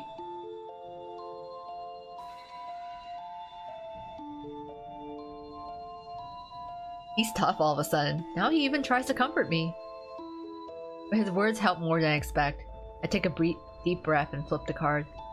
It's a 6. My 3 cards total 9, the highest possible hand. I win. My heart slams against my ribs. Dopamine surges. Every nerve hums with electrical exhilaration. I almost shout. This is like when you pull an SSR in a gacha. Yeah, I understand why gamblers get addicted. This feeling is dangerous. Yeah, it's like trying to pull an SSR when you have like a 0.1% odds of pulling it. The gacha pool. The realization snaps my rationality back into place. Addiction means losing control. I exhale hard. I can't let myself fall into that. The mannequin's joints rattle with a rapid series of clicks. It stands up. My nerves snap tight. My body instinctively shifts into flight mode. At the same moment, Jia moves. His right hand slams down the edge of the table in front of me. He flexes his fingers, eyes locked on the mannequin. He bends forward, most of his body arched over me, even his breathing slowing to a near stop. A protective stance from someone who's terrified of ghosts. Just moments ago, he couldn't even bring himself to look at the mannequin for more than a second. No time for further thoughts. My attention is quickly pulled back. It bows deeply, then pushes its chip towards me. His lifeless face tilts up. The eyes and lips twitch, twisting into a shape of a smile. Creepy. His hand tightens on the table. The wooden edge creaks faintly under the pressure. Though he's still nervous after all. After a brief standoff, the mannequin withdraws his hand and straightens up. Keeping that almost human smile, it begins to clap. The rhythm is steady, mechanical, utterly devoid of joy, and makes my skin crawl. With the applause, the door opposite us slowly opens a crack. A blade of light spills in. I reach out carefully for the chip, and I immediately notice something unusual. 赌场用的不是塑料筹码吗？怎么会有金属的？ Huh. I pinch the chip and show it to Xie Jiaqian. His throat bobs as he swallows. He straightens up and answers in the calmest tone he can manage. 这不是赌场常用的筹码，应该是类似纪念币的东西。有些赌徒会把第一次赢来的筹码当幸运物，收好，应该会有用。Oh. I slip both the metal chip and the bottle cap into my pocket. His gaze flickers over the still clapping mannequin before he turns toward the open door. I stand as well. I notice the cufflinks he put up earlier, forgotten at the edge of the table, and pocket them too. We're just swiping his valuable gem cufflinks. Luxury goods at this level are not something you leave behind. I'm just holding on to it for, you know, safekeeping. The stiff applause follows us like a metronome. In the corner of my eye, I see the mannequin's head rotate to watch us leave. That grotesque smile is fixed in place, sending off the winners. I hurry after Xie. He stops by the doorway, presses himself flat against the wall, and signals for me to follow. Outside the same room, same table, same mannequin dealer. The only difference is the sign on the table's corner. And now it reads blackjack. Of course. We can't just leave after one victory. We gotta gamble some more. Because we're at a casino. The door slams shut against my heels. Xie's back stiffens visibly before he moves again. I walk straight over and sit down, tossing the bottle cap onto the table. I tilt my chin toward him. 这又是玩什么？ Having adapted to the previous room and maybe influenced by my attitude, he looks much steadier now. Once again, he comes to stand beside me, resting a hand on the back of my chair. 你现在看起来可不像新手了。 Is this his way of telling me the newbie protection is over? 反正已经入局，最差不过头点地，我没什么好怕的。 Wow. Yeah, in the worst case, you just die. And she, I guess, isn't afraid of dying. Again, absolute nerves of steel here. 不愧是能在通查拉头上动土的商业犯。 There's a smile in his voice now, with no trace of weakness left. 这次是玩黑杰克，也就是21点，和百家乐一样，比点数大小。花牌算10点，其他按牌面数字来算，加起来21点最大。超过这个数就是爆牌，点数为0。开局会给你2张暗牌，庄家的牌一明一暗，可以自己选择加牌或停牌，一方拿到21点。 或者爆牌时结束。 Right. Okay, like blackjack, I actually know how to play. 21点不压庄闲，如果你赢，就能得到庄家的筹码。 Simple rules. I nod and look at the motionless mannequin dealer. 开局吧。 The mannequin begins shuffling. This time, it sets 8 cards aside before making an inviting gesture. Then we bet first, then deal. I place the plastic bottle cap into the betting box. The mannequin slides its chip onto the table. The game begins. Cards are dealt. The mannequin's face-up card is a 10 of hearts. I lift my cards to show Xie Jiaqian. 8 of spades and 6 of diamonds, a total of 14.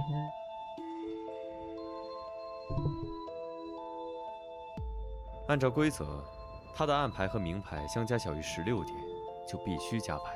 It has to hit. 你现在14点，加牌的风险比停牌风险小。不过，这只是我作为赌徒的想法。Stand or hit. I feel like 14 is a little low. Because the dealer is at 16, so they have a higher chance of busting. So just hit me. Pass to newbie protection. Following an experienced player is usually the smartest move. I decide to take Xia's advice. I tap the table. The mannequin slides me a 3 of hearts. It doesn't draw. My total is now 17. The dealer's sitting on 10. Still doesn't hit, which means its risk of busting is high. Jia leans in, murmuring into my ear. 现在这样的情况， Do I hit again? We're kind of close. Our total is, what, 17? Yeah.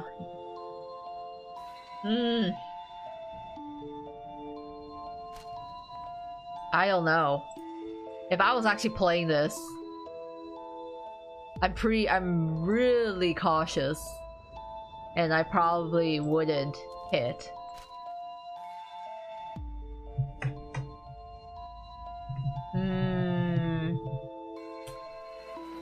But, I mean, if the game wants me to follow his advice, our usual ghost possess a mannequin to be a card dealer. It could be more than one ghost. Maybe they're just all ghost family, all taking turns. You know what? Sure, hit me. Let's gamble. I signal another hit. This time I get a 3 of hearts. The mannequin still doesn't draw. My total is now 20, agonizingly close to 21, but the mannequin remains unmoved. 有意思，我觉得还能加注。 Do I hit this round? No! An ace seems so low. I would say no. Why would you hit again if you're like at 20? But you know what? Fine. The game wants me to hit. Let's hit. Hitting again is almost guaranteed to bust, but it's also sitting at 20. Instead of gambling on a tie and hoping for a replay, I'd rather win outright. I tap the table again. The mannequin flips the card and slides it towards me. An ace of diamonds! My total hits exactly 21. Man, this girl's got extreme gambling luck. Because the odds of that are so slim. I've reached the maximum. No matter what its hidden card is, I win. The mannequin reveals its hidden card. 10 of spades. 20 in total. Wow, okay. Wow.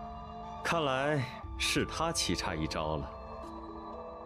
The rush this time is even stronger. Fireworks explode in my mind, lifting me straight onto cloud 9. Oh, I feel so good to win. Even though I'm not a gambler, I know how rare it is to land exactly on 21. I was like, what are the odds, though? I keep taking deep breaths, but the excitement won't settle. Finally, it hits me that this isn't excitement at all. It's an emotional overload crashing down after I narrowly survived death. The mannequin stares at me with the same unchanging face. Same dead unchanging face. A sudden coolness blooms in my temple. I look up to see Xia placing a small jar of Dipa's cooling balm onto my palm. 江小姐，赌运昌隆啊！谢谢。 Yeah, no, don't become a gambling addict. Yeah, no! Don't go start downloading gachas and pulling on banners and trying to hit soft pity. Just a moment I was a financial criminal. Now I miss Jiang. I keep the thought to myself, rubbing the balm into my temples. The sharp edge of my emotions slowly dulls. Mannequin dealer rises, pushing its stack of chips toward me, and begins clapping with a hollow smile, just like its colleague. Xia stares at it for 2 seconds, narrows his eyes, and exhales. 如果还有下一局的话，我来吧。Yeah, don't be like us.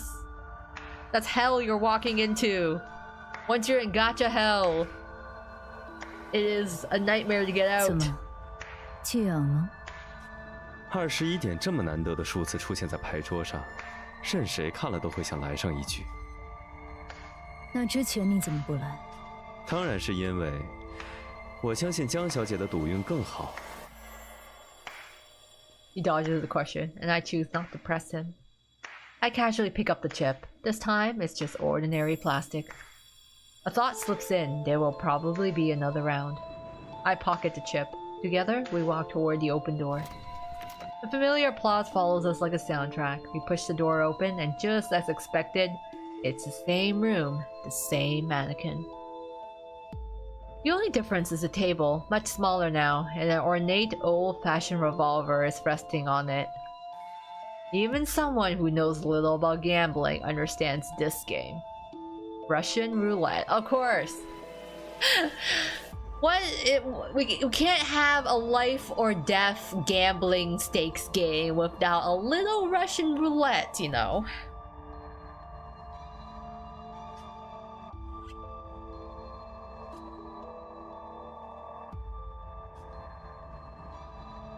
Unlike the previous rooms, the mannequin dealer here doesn't wait for us to say begin. The moment we step inside, its smile balloons. By the time we reach the table, it slowly raises its arm and points straight at me. It's calling me to the table. When I'm about to sit down, Xia reaches out and stops me. 刚才说好了，这局我来。 We call Komaeda. He can survive 5 bullets. Well, the last thing I saw for Russian roulette was like Squid Game. 可我没有答应。 Or like the other game was called like, oh, I forgot. Like another game I played.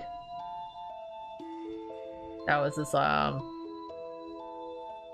blanking out on the name now because I streamed it not long ago. It was the same. I was like, man, why are all the names escaping my mind tonight? Like, play the game by a person that also created the game, Married in Red. And then they had another popular game that was like Dead Plate? Yeah, Dead Plate. So, it was like the creator of Dead Plate had like a new game that like came out, which is also like basically a gambling reality show.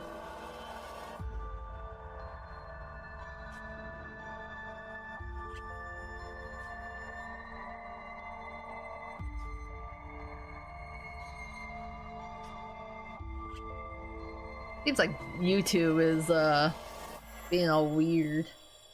I don't know why it does that to the chat. I'm not ringing a bell. I also think of Komaeda or Sparkle from Honkai Star Rail. Oh, okay. Komaeda. The madman. He is certainly a level of cray-cray. The mannequin's finger remains fixed on me. I look up and meet Xia's eyes. In his pupils, emotion seeps outward like water breaking through walls. 荷官既然定下了规矩，我们如果不遵守，难保他也会赖账。如果不照做，也许产生的后果会超出我们的预期。 None of those twisted spaces follow common sense. I can accept gambling with my life, but I don't intend to lose it before the game even starts. I know Xia understands me. He just doesn't care. 不一定。 He steps forward, long legs carrying him to the chair before I can react. He sits and taps the table once.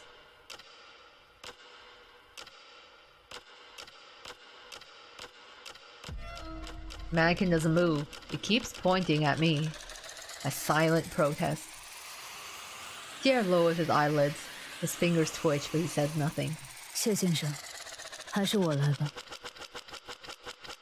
He turns his head and looks at me calmly. Still no answer. The atmosphere turns dangerous. Jie faces forward again. His fingers tap the table once, twice before he finally speaks with a casual tone. 只是赌命而已，谁来都一样。还是说，你的枪有问题，怕被我发现？ His words are blunt. If the gun is tampered with, I'd never catch it. And what happens next is obvious. I pull the trigger and blow my own head open. This time, the mannequin reacts. Its neck clicks softly as it turns its head towards Jie and slowly shakes. Does that mean we can't switch players, or that the gun is clean?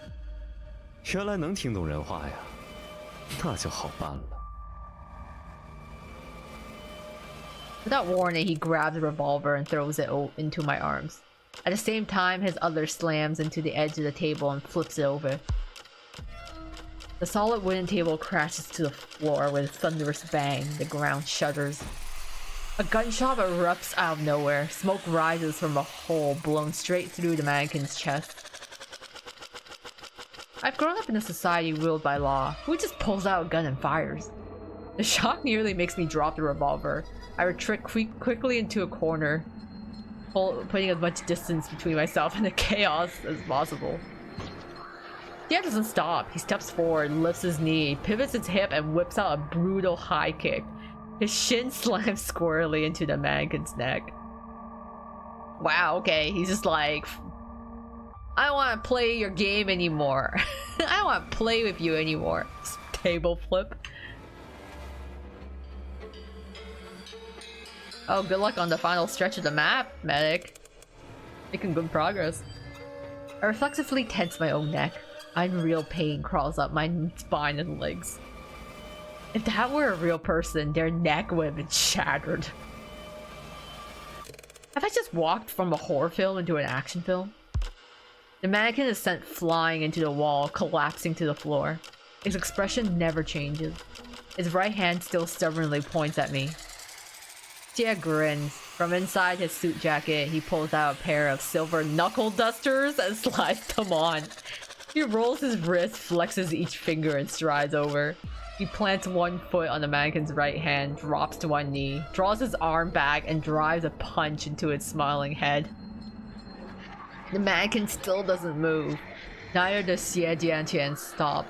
Punch after punch lands, each aimed squarely at vital human weak points.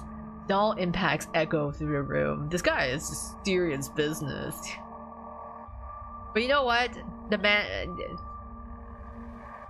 Violence aside, no, violence against the mannequin that threatening to kill us, you know, yeah, justified.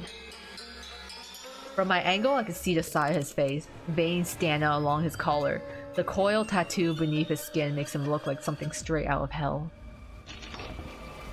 The final punch crashes into the mannequin's face. Something cracks.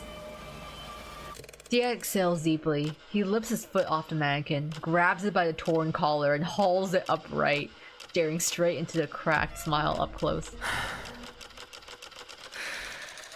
现在我能上桌了吗?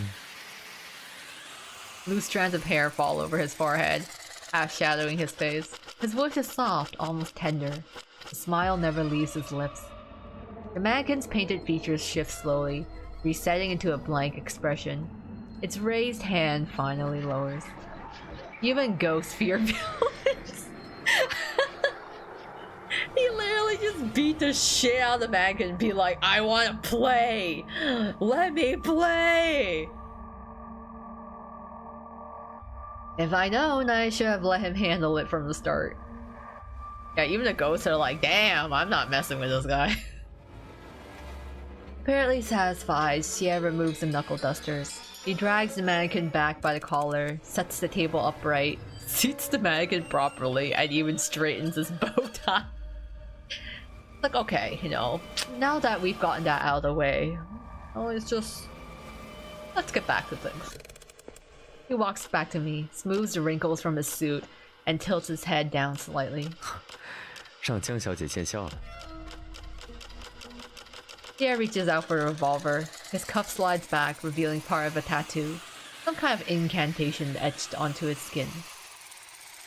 I placed a grip into his palm. His index finger slips naturally into the trigger guard. The revolver spins once in his hand before he takes hold of it again. He sits back down, his expression loosening, clearly in a better mood. I step behind him, one hand resting on the back of his chair. Gonna save some time just by letting him punch it? I guess so. Like, we still have to play the game. He just wanted to be the player this time. 谢先生，你决定动手的时候，是怎么确定我们不会因你而死的？ He pops open the cylinder, works the ejector rod, and removes the only round inside. He lifts it to eye level, inspecting it carefully. When satisfied, he dismantles the revolver with practiced ease. 既然游戏专门设置了规则，那就说明，即使要死，也是死在赌桌上。我们这边谁上桌，他说了不算。还有，这是你教我的。I did. He looks up at me, meeting my eyes, a hint of amusement gleaming. 在这个世界上，从来没有低到让人必死的容错率。 That's exactly what I said earlier when I used the bottle cap as my stake. 我赌运向来不好，命运也从不眷顾我。所以你之前用新手运气当借口哄我上桌。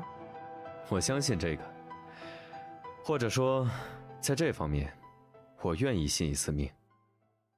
Is that why he carves spells into his skin, just to beg for a silver luck? And yet the way he says it sounds less like hope, more like someone who's already made peace with every possible bad outcome.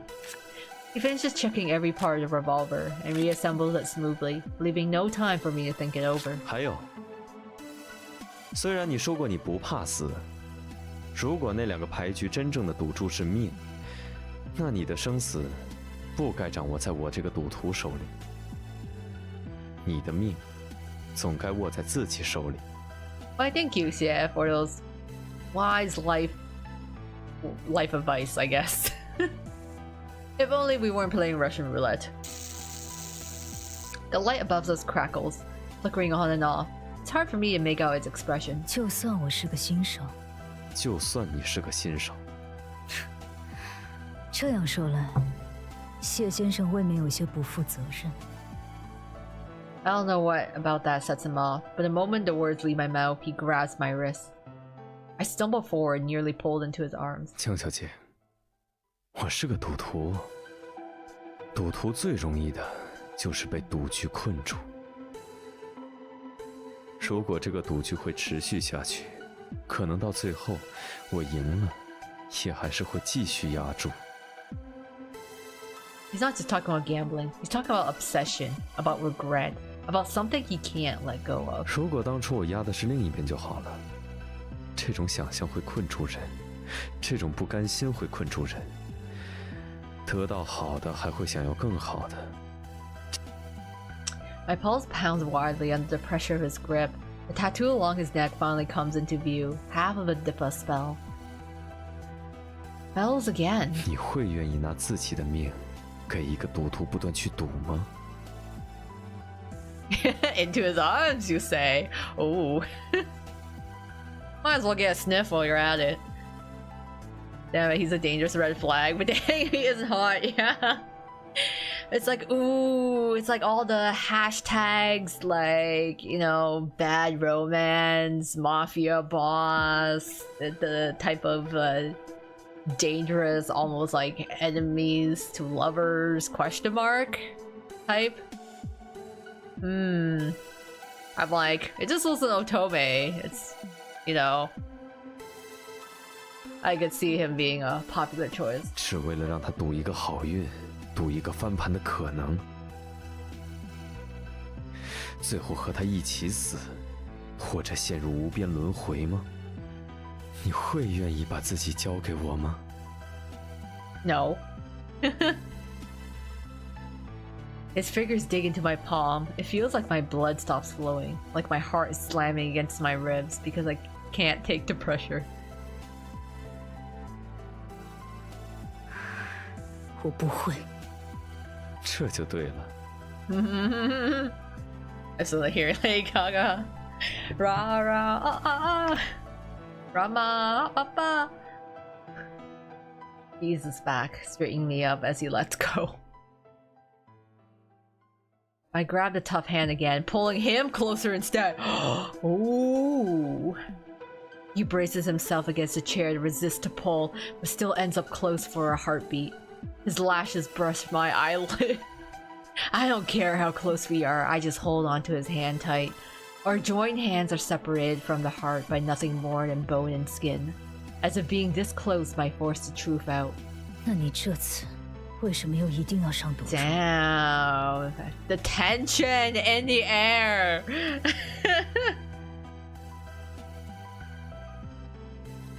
His dark eyes lock onto mine. The light flickers, and so does the reflection of me inside those eyes. It feels like he's holding my hand, and like nothing happened at all. 因为如果这场赌局只要一个人的命，那应该由我这个赌徒上。再说了，江小姐的这双手，一看就没开过枪。I freeze for a few seconds, letting him pull away. He reloads the bullet, flicks the cylinder, letting it spin for a moment. Then he snaps it back into place and tosses the revolver onto the center of the table. Black hair, white hair combos, I was like this. Chill. Yeah, there's just so much tension happening. Like, ooh. And leaning back in the chair, he turns to the mannequin dealer and says the same word as before. 开局吧。 Oh man, I really do enjoy this like tension that MC has, even though this game isn't romance. Like she had so much tension with like Du Yuan, like the lawyer lady, and then there's so much tension happening here. And I'm like, if I had to choose between the two pairings, I'm like, I don't know. They're both like toxic and they're both like dangerous, but it's like the tantalizing danger to it. Especially since the MC isn't like a doormat. Like she's not just roped into this. Oh, she kind of is roped into this, but she knows what she's going into. Like she's stepping into it. So I don't know. It's just having two confident people have that sort of tension between each other. Romance or not, I'm just like, there's something in the air here. Almost every hot person she comes across, she has sexy scene with. Yeah. Like, oh, girl. Like, girls attracting so many red flags. I have a vague feeling that everything is predestined. All that can be seen and all that can't are held fast by those clenched hands. It all begins here, it all ends here. The mannequin moves. It doesn't reach for the gun. Instead, it makes that same inviting gesture again. I follow its hand to the table, where two marked squares sit side by side, banker and player. Wow. So that's it. One person stakes a life and the other bets on it. Neither gets to walk away. I pull out a plastic chip and slam it down hard into the player box. He had lets out a soft chuckle. I glance at him. 谢先生，现在你赌的是2条命。 With a flick of its wrist, the mannequin produces a chip and places it on Banker. Then it lifts the revolver, presses the barrel to its own temple, thumbs back the hammer and pulls the trigger. An empty chamber. The cylinder rotates on its own. The mannequin watches us in silence. A crack runs diagonally across its nose. Inside is a dense, bottomless black, as if something unknown might burst through the shell at any moment. The mannequin tosses a gun toward us. That vague, resentful weight in the air lands squarely in Xia's hands. The revolver spins once more between his fingers, the barrel smoothly aligning with his temple. This is the first time I ever witnessed Russian roulette up close.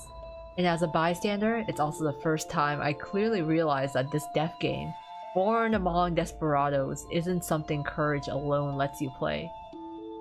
Jia is just about to pull the trigger when I suddenly remember what he said earlier. He's never had good luck at the tables. What about this time? Will it be any different? 谢家谦，把枪给我，我分你些好运。好。 He doesn't hesitate.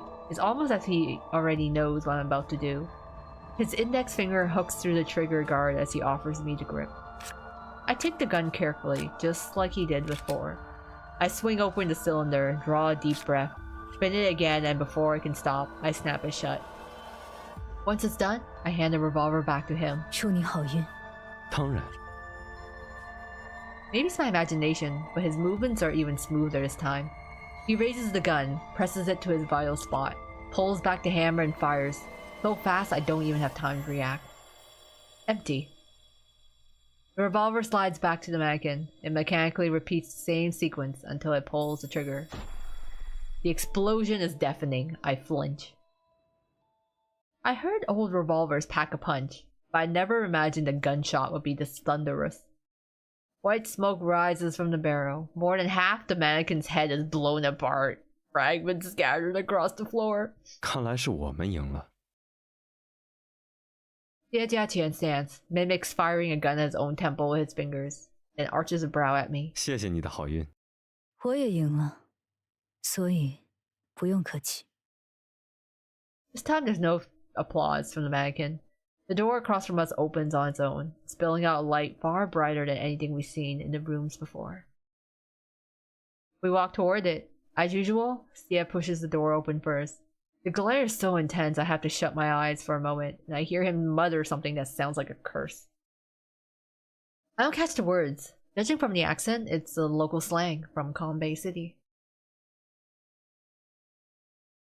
Whoever's outside clearly exceeds its expectations. I squint and lean out from behind him. Almost immediately I let out a gasp of shock. Yeah, we're finally out. It really is the casino's main hall. The decor gleams with blinding gold, dazzling, extravagant. Gambling tables, bars, walkways are bursting with figures. And yet, aside from our breathing, there is no sound at all. It's like a gilded graveyard with one more step forward means stepping into death. Oh god, are we still are we still in this? Every single figure is a mannequin, standing where living people should be, their faceless heads turned toward us in unison. There's no emotion, no atmosphere to read. From this scene alone, I can predict what will happen next.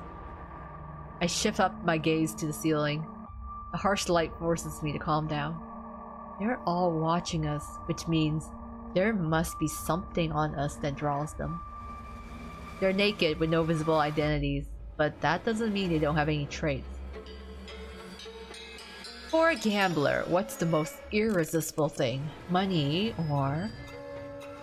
A spark flashes through my mind. I cautiously step out from behind Xie. The moment I take that step, every mannequin's head tilts slightly in my direction. It's terrifying, but it confirms my suspicion. 怎么？ He raises a hand in front of me, half turning to watch me. 我想到一个可能性。 He doesn't lower his arm, almost completely shielding me. Keeping my eyes on the nearest mannequins, I slowly pull the metal chip from my pocket, lift it high, and swing my arm from side to side. Every mannequin follows the movement, their heads turning, bodies twisting to face it. When I move my arm again, the closest ones actually take a step forward. 谢先生，你承诺过会把我安全带出去。现在这个承诺还作数吗？ It's like, do we still have a deal?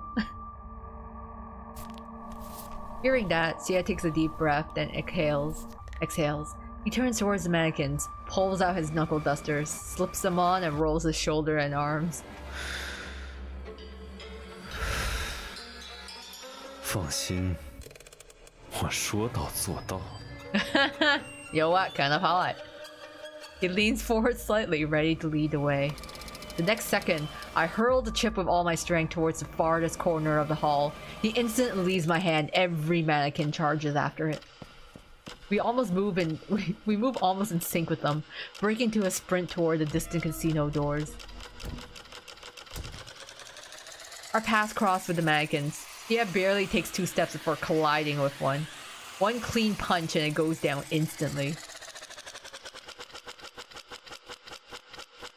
I sidestep a tumbling mannequin and catch a glimpse of the others chasing after the chip in my peripheral vision. They look like a pack of starving scavengers, finally catching sight of fresh meat. Even without faces, they radiate manic fixation. They crash into each other, fall to the ground, crawl forward on all fours, utterly indifferent to being trampled by their own kind. Yeah, at least he is an honest red flag. It's like, yeah, he's dangerous, but you know, at least he's not trying to trick us. The Toast boss has 1 HP.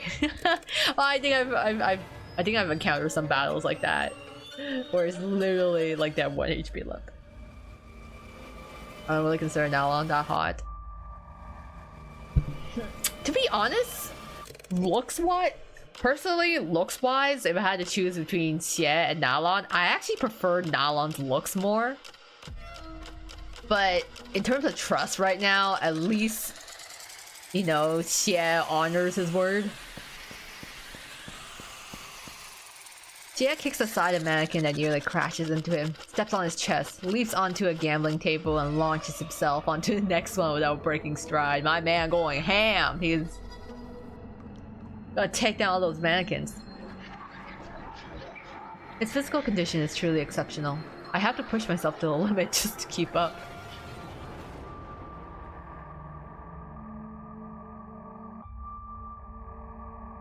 Blood rushes to my head, my temples throbbing with every heartbeat.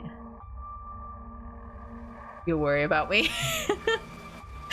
I don't know, it's just, I like Nalon's design. It's like, yeah, he's dangerous, this guy's dangerous too, but I don't know, he's kind of hot. Maybe because he's kind of cray-cray, I don't know. But I mean, like, really? Is that really a surprise when, like, my fave dorm is Octagonal?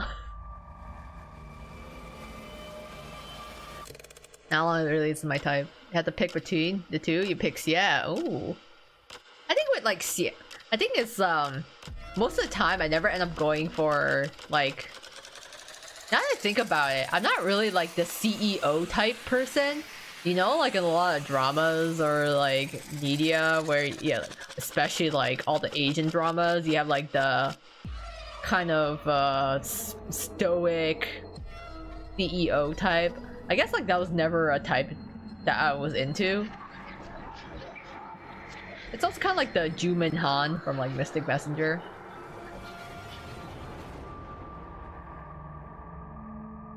I think it's like the or like the Ore-sama types as well. The mannequins around has a thin out, but as I dodge another scattered figure, something huge and seemingly alive in the corner of my eye stops me cold. It's a grotesque mask formed by countless mannequins. Each section writhes with plastic bodies packed tight, grinding against one another with teeth-aching squeal. Ew. Their limbs snap inside the crush and are spat out by the shifting bulk, tumbling to the floor. The mannequins arriving later don't hesitate at all. They tear apart anything blocking their way and plunge headfirst into the mask, becoming part of it. It's like a diseased flesh growing out of control. The Guild Casino Hall has become its nest. One glance is all it takes. The air crashes through the casino doors, yanks me outside, and my forehead slams hard into his shoulder.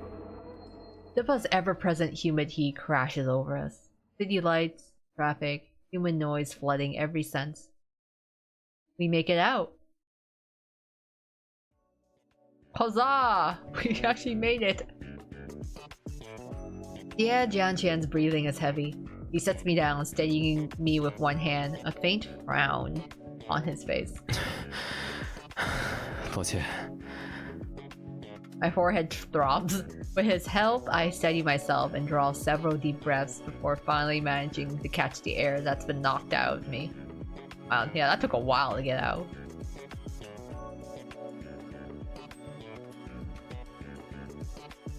Yeah, for you too, medic. Nah, looks like a shady male escort. Don't compare Azul to Nalon. Azul is impressively dressed and groomed in comparison. True, Azul is it's like in a different category. Azul is not exactly like the CEO theory, like archetype. I would say he's kind of like in his own low category. A little bit of boy fail mixed in, but he's a very hard worker.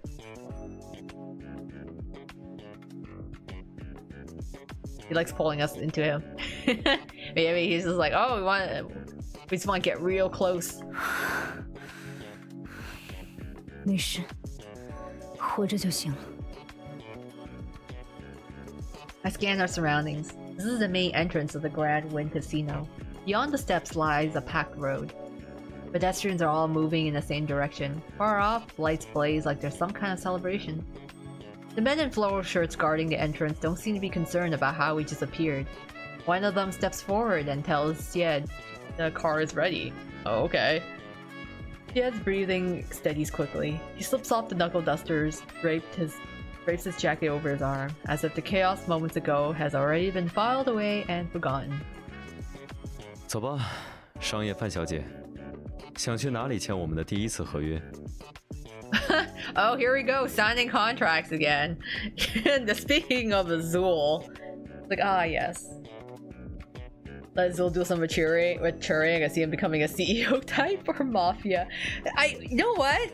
I see that a lot in like fanfics. Like when people age Azul up and they write like reader or MC fanfics, they do tend to make him like some kind of like a CEO. Some depending on the type of fic. There's also like a lot of yandere ones as well. Or like the lead heavy. I think on the especially on the JP fan art side, I see a lot of the mafia like scenarios too in like dojins and fan art. But I've seen that in like fanfics. In like fan works of like making Azul that type. But part of Azul's charm to me is that he is like an earnest worker. He is shady in a sense, but he's still got like the charming boy feel traits to him that like. He holds out his hand, palm up. The red marks from the knuckle dusters are still visible. But how can I go with him? If I take that hand, my future rests in one of the most dangerous palms imaginable. 那就去下一个赌场吧。 He freezes, then laughs. 好，那我们走吧。 Man, these gluttons for punishment. Hey, remember how we just literally escaped this casino with our lives on the line? How about we head to another casino? It's like when you quit one gacha and go into another.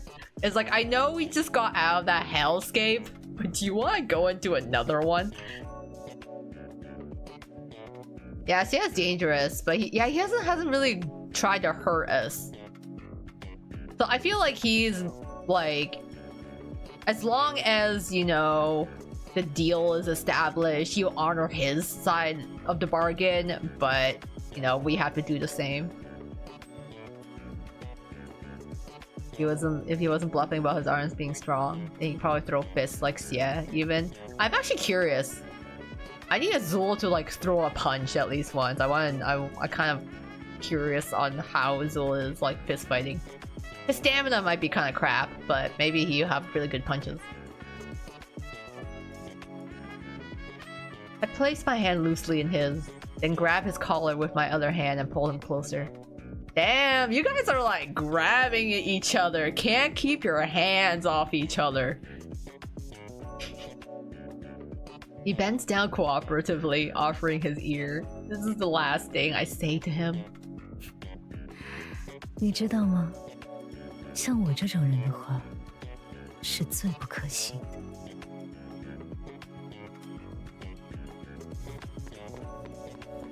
The moments the words leave my mouth, I shove him away and bolt.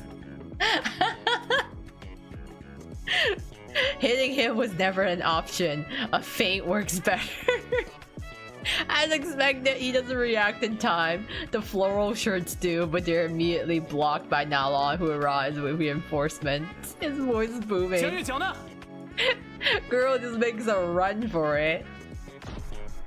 A gunshot cracks behind me, then chaos explodes. They actually fired a gun. I run faster. Screams ripple through the crowd as people scatter. 谁开的枪？怎么能在名义街开枪？你们这群蠢货！你们是想让部长被彻查吗？蠢货，蠢货！ It's your mess now, Nylon. Peace out. Wait, didn't Azul lift something like a log in the bean event? I think he has like pretty strong strength. I know he has like really good grip strength. Yeah, the Mafia is definitely the Tweels. I swear to God, Georgina, love her, but she is so sus. The entire Leech family is certainly in some shady business. Yeah, try to shoot us. Damn. Nalon keeps shouting. I heard Li Chunjiang's voice mixed in. 哎呀，跑了跑了，是不是那个？对啊，是他。 I don't know why, but that calm reply cuts through the noise with terrifying clarity. Next moment, the chaos pauses, then surges straight at me. I shoot a glance back. Through panicked people and charging pursuers, I see Xie still standing where he was. He doesn't look angry, just amused, absently touching his earlobe. Oh, he liked the touch, didn't he? Oh my god. I'm like, yeah, these two need to get a room. Oh. Does Azul and Princess carry us? Good to know. Oh my god, yeah. Princess carry Azul. I wouldn't mind. World's hair. I don't look back again. I sprint toward the end of the street. Chapter 4. Virtues of War. Damn! We're going to chapter 4! How many chapters is this game? Oh my god. I mean, he didn't exactly help us out, but he didn't, like, try to chase after us either. Most are moving the same way. My smaller frame lets me slip through gaps without losing speed. The chaos helps. My pursuers are bodyguards and hired thugs. In a straight chase, I stand no chance of escape. I need a solution desperately. When people chase someone in the crowd, they fixate on hair and clothing. So I need to disguise myself and disappear. That might work. I pass a small street side park. People here didn't hear the gunshot. They're craning their necks towards the disturbance. Ahead is a row of food stalls packed with customers. Beyond that, a mobile clothing stand, common in Dipa. Should I steal? Do I commit a crime? I mean, desperate times calls for desperate measures. So I think I should steal. Is it 5 chapters? Like 5 days in Enigma? I'm not sure, because it feels like the chapters aren't even following day by day either, so... I thought like, I'm actually curious. I think it should be... It should be like... maybe 5 chapters? I don't know. Anyways, steal?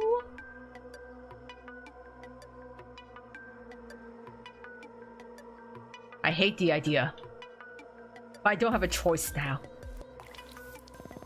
I weave through the crowd like a fish. At a food stall, I locked onto my first target. As I brushed past him, I snatched the black baseball cap, flipped backwards on his head. Huh? What? No time to look back. I reached a clothing stand. The vendor and customers are all staring past me. I seized the moment, yank a beach-style floral shirt out of a male towards hand, clutch it to my chest and keep running. Cursing erupts behind me, cut short by a crash of fallen clothing racks. They've caught up.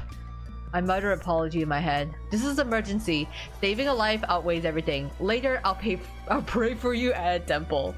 I swear. Like, sorry, let me just grab it. Past the stalls is an intersection. There lies an old tourist street ahead, even more crowded. Perfect for hiding. Nalon's voice echoes in the distance. My lungs burn fiercely, yet my thoughts sharpen. I slip past a group of youths, burst toward the corner. My shoes scrape hard against the paving stones. I pivot, kick off, and disappear down the turn. She's been doing so much running. I'm like, girl, are you wearing heels? That's impressive. Once around the corner, I pull the cap low, throw on the floral shirt with the collar up, and merge into the crowd crossing the street. Tuk-tuks and cars blare their horns. Noise floods my ears, but I still hear Nala and his men yelling as they charge the opposite direction. Good, I've shaken them. The crosswalk is narrow. I quickly reach the next intersection and carefully glance back to make sure whether the pursuers are still behind me. That old bastard can recognize me even now? Nalan's group is already out of sight. They don't hear Li Zijian. The branch office men spin around instantly and give chase to me. God damn it! That stupid old eyeless NPC man. I just run. As I go, I rip off the cap and floral shirt and toss them aside, swallowed by the crowd. I sprint to the end of the street. There's another wide intersection. On the opposite corner, a sleek black sedan idles under the streetlights. The rear window rolls down slowly. It's Xiaowanxiongzzz. God, why do we keep going from the fire from the pan into the fire, back into the pan, back into the fire again? And it's just flip-flopping. We're cooked on both sides now.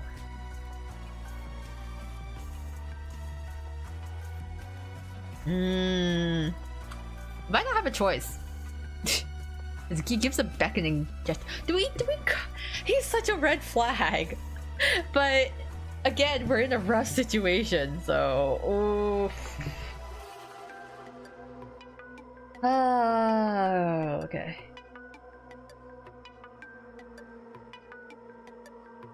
You know what? We want to trust the red flag. Otherwise, we'll be just running forever.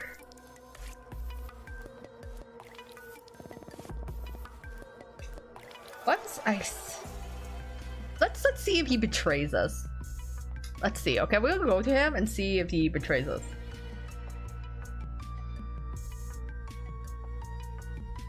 Without hesitation, I run towards Xiaowanxiongzzz. Right now, he's the only person who can get me out of this. I have to ask him for help again. Traffic light has 3 seconds left. 3. I dash into the intersection. Cars are ready to lurch forward. 2. My throat feels like it's tearing apart from a prolonged sprint. I can barely draw a full breath. Jia seems to open the car door. 1. The traffic surges all at once. I throw myself forward with everything I have and crash into his arms. Arms that still carry the faint metallic scent of blood. We just love to run into his arms. He loves to be in our arms, I guess. Yeah, just right back into his arms again. 你就不怕一头撞在车门上？那也比被车撞死好。The light turns red. Traffic screens pass behind me, and Li Zijian's men are stranded in the middle of the road. Jia keeps his grip on me even after I regain my footing, as if afraid I'll slip away again. With his other hand, he opens the door and gestures for me to get in. He never spares the people behind us a single glance. Once the door shuts, he finally lets go, composed and unhurried. The chaos outside is sealed away. All that remains is the sound of my uneven breathing. Something feels off at my wrist. I lift my hand and realize I've been handcuffed at some point. 商业范小姐，既然你重新选择了我 Oh boy. 那我有必要通知你，刚刚我们谈的条件已经不作数了。不过这次，不容你和我谈了。 This is a bad end. Yeah, that's a bad ending. This is... I've been getting bad ends with this guy.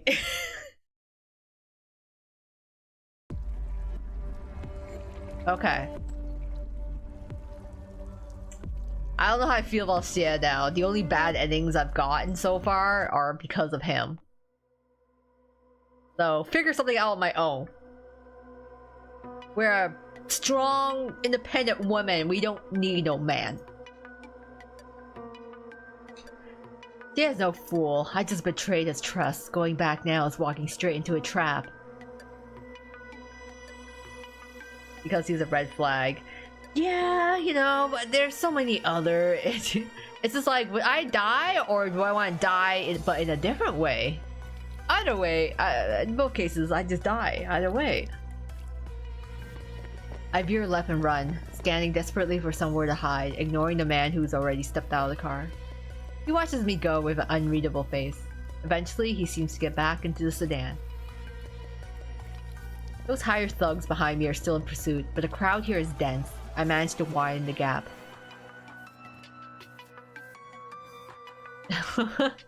Yeah, you like him too. Why is he giving me deja vu with Jade? They're both so good. They're so shady. The thing is, I really do like their interaction with each other, but clearly he only leads us to dead ends. There's an alley on the left up ahead. It might be a dead end. I don't even consider it. Just as I reach the entrance, someone grabs my wrist and yanks me inside. A nearly 6-foot-tall roll-up banner is slammed into place, sealing off the only exit. Shh, 别动. Who's this?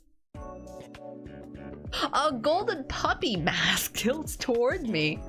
In a cramped space, the black nose of the mask is uncomfortably close. Going from one hottie to another, I see. From escaping 50 Shades of Grey and falling into the arms of another. At least we're in his arms and not ending. Was he gonna kill us or turn us in? Yeah, they didn't really say. They didn't really specify what he'd do to us. 姐姐，你是不是被人追杀了? Oh my god, he calls you Jie, which is basically like big sis. Voice of a boy, cheerful and delighted. His flaxen bangs bounce as he moves. He speaks my native tongue. Nothing about his clothing comes cheap. That rules out Tongchala's people. But I can't be sure he's not with Li Cunjian. Yang, though honestly that idiot probably couldn't plan something this elaborate. Still, I decide to test him. 你怎么知道的？我正好在前一个路口看到姐姐怎么甩开坏人的。Wow. 哇，简直像电影一样！哎，你喜欢看动作片吗？嗖嗖！ Oh my god, zoom zoom. Yeah, oh my god, he is kind of cute. He is kind of cute. I am kind of weak towards the puppy dog type, I will admit. I hope he isn't another betrayer, because Nalon, like, is a sellout. Xia is like Yandere 50 Shades of Grey, and now we have this handsome fellow here, which I'm like, please don't also be some sort of psychopath. I like him so far. From just very first impressions. He gestures widely, his voice brimming with unfiltered excitement and admiration. 所以我决定参加你的逃跑计划。 He says it like it's a done deal, no intention of asking my opinion. Footsteps close in fast. At the same time, the puppy mask casts a shadow over my face. 否则，我就把你推出去送给他们。 Oh no, don't threaten me. His voice drops low, no hint of humor this time, just a quiet thrill. A lunatic. No! Why is all the guys so crazy? I look up, my forehead bumps slightly against the cold plastic nose of the mask. The chill stands out sharply in the humid air. 那好，帮我。哎呀，我开玩笑的。 Oh, he says I was joking. His tone flips instantly, bright again. Laughing, he takes off the tilted mask and plops it onto my face. A lingering scent of perfume floods my senses. Strangely familiar.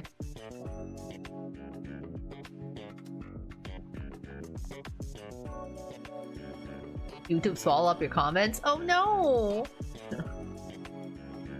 I can still see them though.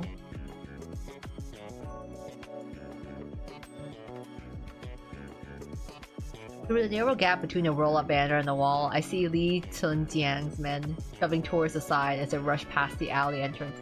Not one of them looks our way. For now, I'm safe. 你刚刚为什么要帮我？因为我也想体验一次逃亡嘛。 Oh my god. 更何况，我的人生信条就是做个善良的人。 The boy smiles and lifts a hand, pointing at the rolled-up banner pressed tightly against us. Light leaks through it, and I can just make out a few oversized red characters. Doing good brings the greatest joy. I adjust the mask, but don't respond. Through the small eye holes, I study him quietly. Tall and fine-featured, impeccably dressed. When he smiles, 2 neat rows of white teeth flash, sharp in a way that reminds me of a small animal's fang. The mask won't hide her unusual, totally rare for a young woman white hair. Yeah, I'm like, she is very well dressed. She already tossed away the clothes she stole. So I'm like, okay, she's got like the vivid white hair. She literally still has her ladies kind of like exposed to the elements here. And she's so stylish too. So I'm like, she kind of stands out. From start to finish, she doesn't seem nervous at all. Far too relaxed for someone supposedly hiding with me. After waiting a moment, he peeks out to confirm the pursuers are gone. Then he turns back and reaches out to me. A thin red cord is tied around his wrist. 他们走了，现在轮到我们了。我知道那边有条小路可以走。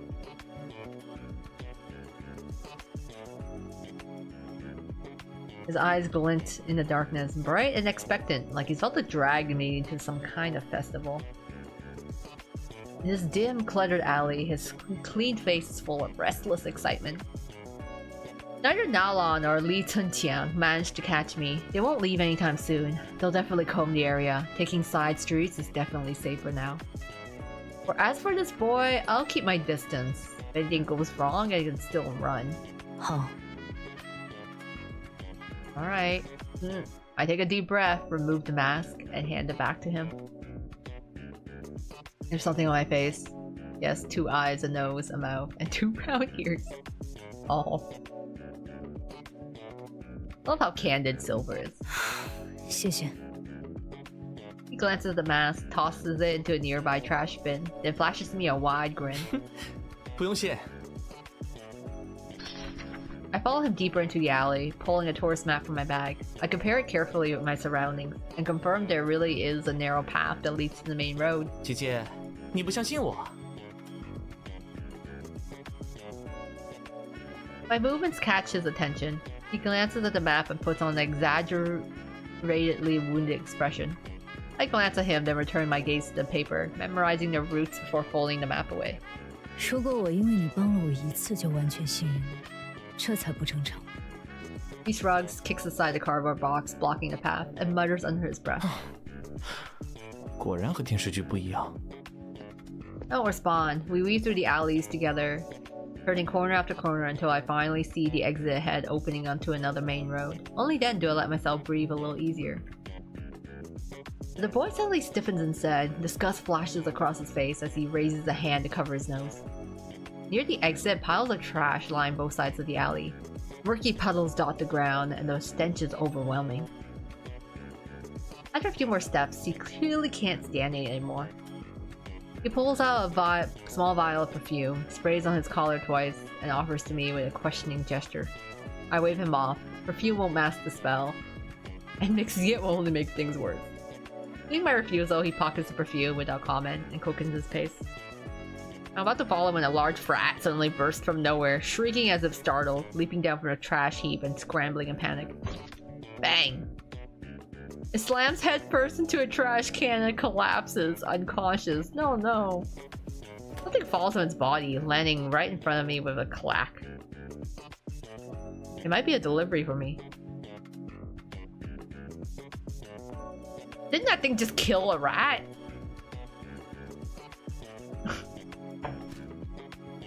It might be for me! It's a small dark shape on the ground. You want? Let's examine it. Why not? Strange things keep happening. I don't believe it's just an accident. Might as well take a look. Holding my nose, I crouch down and look closely. The object's shape is unmistakable. A human nose. Cleanly cut off. Cartilage still attached. Well, 你看见什么了？ The boy's voice grows distant. My senses shut down abruptly, like I'm about to faint. I watch myself collapse towards the ground, the filthy reflection in the dirty water swallowing me whole. Oh no! Welcome to the ghost zone. Darkness fills my vision. The sound of flames crackling rises in my ears. Heat surges and become scorching. Invisible fire wraps around me while countless overlapping sounds erupt beyond it. Men, women, children crying, fragmented prayers murmured under breath. Somewhere, faint bells toll. But soon, smell overwhelms everything else. Burning paper, cheap incense smoke, a strange bloody stench of wood and soil mixed together. The odor is so offensive that every breath sends a sharp, acidic pain through my nasal cavity, straight into my chest. It's an endless torture, so unbearable that for a moment I want to cut my own nose off. As if the first sense of return to a lost soul upon re-entering the world of the living is smell, not sight. This torment is necessary ordeal for the return. I don't know how much time passes. When his voice returns, all of it vanishes at once. I'm back in a filthy alley. The puddles are calm. There's no severed nose on the ground. I take a deep breath and shake my head, forcing myself to stay awake. The place still smells awful, but much better than just now. 有点眼花，可能是低血糖了。 Just my low blood sugar and supernatural sightings, no biggie. 给你水果味的。Oh, a candy. 谢谢，走吧。 The pedestrian street looks like it's hosting some kind of big event. The crowd is packed shoulder to shoulder. We blend in like 2 drops of water slipping into a river. The boy walks in front, clearing a path through the crowd, talking to me without turning fully around. 保险起见，我带你去换套衣服吧，最好换一套谁都认不出你的。那岂不是？ The words die halfway. Bizarre costumes and masks flood my vision. I didn't have time to look earlier. Now I see the stalls are filled with outfits imitating demons, spirits, and monsters of every kind. Dipa is a multi-faith country. The merchandise reflects that. Eastern, Western, sacred grotesque, all mixed together. Tourists crowd around the stalls, grabbing whatever catches their eye, buzzing with excitement. The boy flicks his jacket and casually stops at a nearby stall, already sifting through clothes. I wander over, joining him among the feather-like fabrics. 这是在过什么节日吗？ 底帕人管这个叫名医盛会，用来纪念逝去的亲人。Like a festival to remember the dead. Okay. 看起来和清明的区别还挺大的。 Looks quite different from his counterpart back home. 方式不一样。那，您看到了，他们会扮成神奇或者鬼怪，其实有说法的，说是这样可以让回来探亲的鬼魂混进去，和他们一起享受这个节日。 Oh, he talks while picking the outfits, lifting one, discarding another, looking faintly offended by most of them. 关于名医盛会还有个传说，不要在这一天拒绝和你说话的鬼。 So many ghosts, all the ghosts. 因为他可能是你的亲人、友人，甚至死去的小宠物，他们会装作不认识你，和你搭话，陪你度过这个节日。 Do the people in Dipa have no sense of personal safety at all? They're like, okay, cool, this ghost is chatting with me. Alright, let's just talk to them. The boy finally finds something he can tolerate and waves the shopkeeper over to pay. Maybe it's the relief of being out of that filthy alley. He even pulls a face at me. 所以说不定，我其实是鬼哦。 If he were a ghost, the things I've seen so far wouldn't have been this terrifying. I take the wrapped clothes from the shopkeeper and glance at him, amused. 是吗？那鬼弟弟，你叫什么名字？ He isn't disappointed I'm not scared. If anything, he looks more excited. 我叫认真，责任的任，一字旁的那个真。 Okay, so our mystery boy's name is called 我叫江 Renzen. 月江。 Hey, welcome back, Saban. What's for dinner? 哦，明月皎夜光，梁无磐石固，虚名复何因？ He's quoting an old Chinese poem. My name's origin, actually. It's been a long time since anyone's recited it to me. I raised an eyebrow at him in a rare good mood. 没错，你说这句还能当个人生谏言。 Chatting as we go, I glance over the white dress in my hands. It looks clean enough, simple, practical. I slip it on without hesitation. When I finish adjusting it, Renzen crinkles his eyes into crescents and holds up 2 masks, handing one to me. 很适合你，白无常小姐。 I take the mask marked Fortune at First Sight. Runzhen tilts the other, piece under heaven, onto his head. The bold black characters glare against the white surface. A bright red plastic tongue dangles from it, swaying as he moves. Ooh, chicken fingers. Sounds tasty. I do like some chicken nuggets, tenders, and fingers. Some fries on the side. It's inconvenient, but hard to recognize. That's what matters. Besides, the symbolism isn't bad. I came here for money. I'll take that as a good omen. A full disguise doesn't mean the people hunting me have given up. I remember Nalam entering a night of spirits. That means dense crowds nearby, and it's hard for me to leave the area quickly.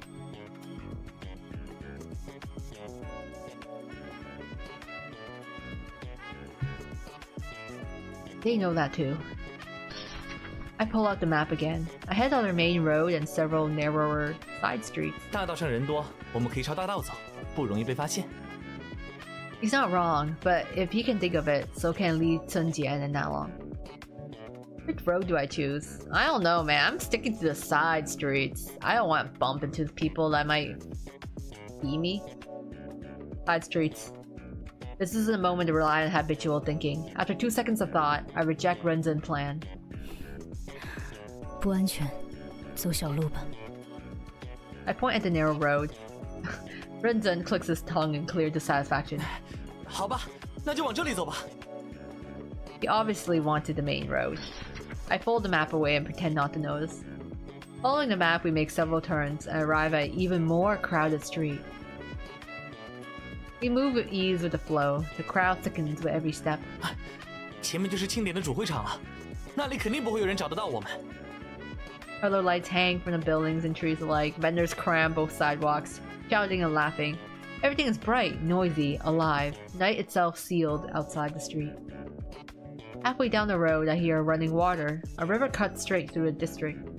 Before the stone arch bridge stands a paper ceremonial gate, wrapped in multicolored lights and paper flowers. At its center, a few large Chinese characters glow. Night of Spirits. A small line of Dipa script sits beneath it. 中文写在上面。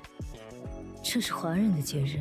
这个节日最早是华人文化圈带来的，也是由华人传播发展开的，所以一直都是中文在上。Okay. 不过底帕宗教复杂，再加上旅游业发达，现在这个更多算是庆典活动了。 Right as he finishes, 2 white-faced zombies in ancient Chinese official hats shuffle past us, yellow talismans stuck to their foreheads, popcorn in hand. Yeah, for 2 parties chasing us. I guess like it's very crowded. I guess they can't find us or haven't been able to notice that we're here.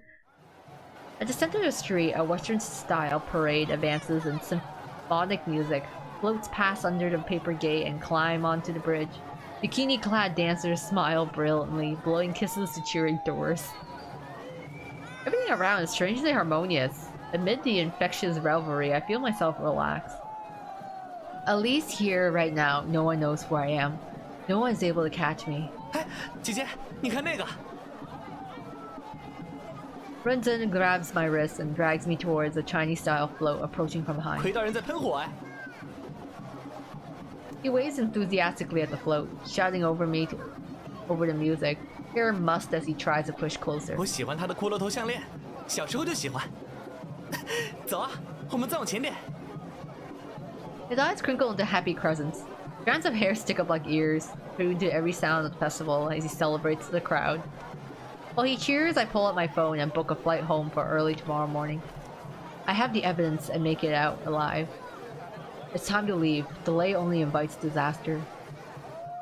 I pocket the phone and tap Renzen's shoulder. He turns, startled. 走吧，逃亡不是享受，该继续往前了。 Past the crowd, there will be cars, clear routes, and the ending I want. Renzen freezes for a second, then points at the bridge ahead with a sly grin. The excitement hasn't faded yet. His eyes are still faintly red. 你要选那条路逃亡吗？你知道过了那座桥代表什么吗？ 难不成那是孟婆桥？ He wags a finger at me as we walk forward, side by side. 那座桥是盛会的真正起点，只有在今晚，生者过了桥才能进入亡者的世界，和亡灵同乐。The living with crowds that can enter the world of the dead. 每年都有人在桥对岸看见不属于阳间的东西，还有人说过了桥的活人不一定能回来。这样你还要去吗？ We pass through the paper gate and stop in front of the bridge. This guy's so friendly. Yeah, he's either trapped, something bad will happen to him. I don't know. So far, like, everyone has been kind of, aside from, well, lawyer lady was kind of on, like, our side for the most part, but it's like, hard to know who to trust. Floating lanterns drift along the river. Their scattered lights pale against the brilliance on shore, like a silent band of stars. The parade has already crossed the bridge, rolling toward an even brighter end of the street. 为什么不？ My voice stiffens. Lanterns slide past my reflection, reminding me of the times I've already stepped into the world of the dead. Another float passes behind me. The crowd doesn't care about those who stop. Renzin seems to notice something. He tilts his head, his smile fading. 喂，看我！ His hand snatches at the air before my eyes with a magician's flourish, and between his long fingers is the mask I was wearing. Seeing my surprise, he smirks and sways 还 proudly. 有更好玩的，看好了。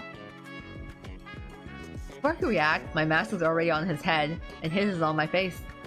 He winks mischievously at me. 怎么样？ I adjust the mask and murmur. 小孩把戏。 He's just like, oh, look at this! Check out my sleight of hand. 有用就行。 He shrugs and shakes his head. The red plastic tongue on his mask brushes his straight shoulders. 少想点身外事吧，你可是月亮啊！ You're my Artemis. Oh my god. So poetic. Renzin tilts his head, yanks the annoying red plastic tongue, and leans in closer. The familiar scent of his perfume wraps around me again. 现在我们的逃亡游戏还没结束，在游戏里不认真，一样会死的。 I don't know why it feels vaguely threatening. His gaze shifts past me. I turn and see Nalon leading a group as they comb through the crowd. 他们不是在找你吗？ Oh man, he's right though. Only happy ending for a ladder. Is he somehow survives? We probably can't reunite. Yeah, I wonder, you know, I've been liking him so far. He's been helping us. Hope he still helps us. 所以我们真的只能过桥了。 His voice feels like a key that unlocks the gate to the world of the dead. If I choose him, I'll be stepping back into that detestable warp space all over again. And suddenly I remember the name of that familiar perfume. The Passage to Hell. In a haze, an old voice reaches my ears. 小妹，要拿一枝花吗？ It's Mandarin, slightly awkward and stiff, but in the middle of the foreign festival, it cuts cleanly through the noise. I follow the sound and see an elderly woman by a riverbank near the bridge. She's plainly dressed. Her wrinkled face holds a pair of unusually bright eyes, smiling gently as her gaze finds me through the crowd. Renzin hears her too. Before I can respond, he's already crouched beside her. I step closer and see a small bamboo basket at her feet filled with paper flowers. I don't know much about plants, so I can't tell what they're meant to be. But the craftsmanship is exquisite. Shapes are delicate, almost too refined. He thinks himself as Apollo if she's his Artemis. Apollo was a player.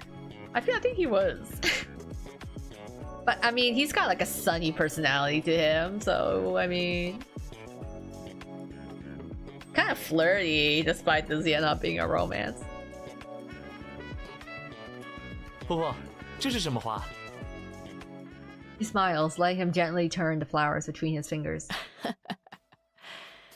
在最早的名医盛会上，有个传说，有一群下南洋的劳工，被当地奴隶主欺骗，卖进了黑矿场。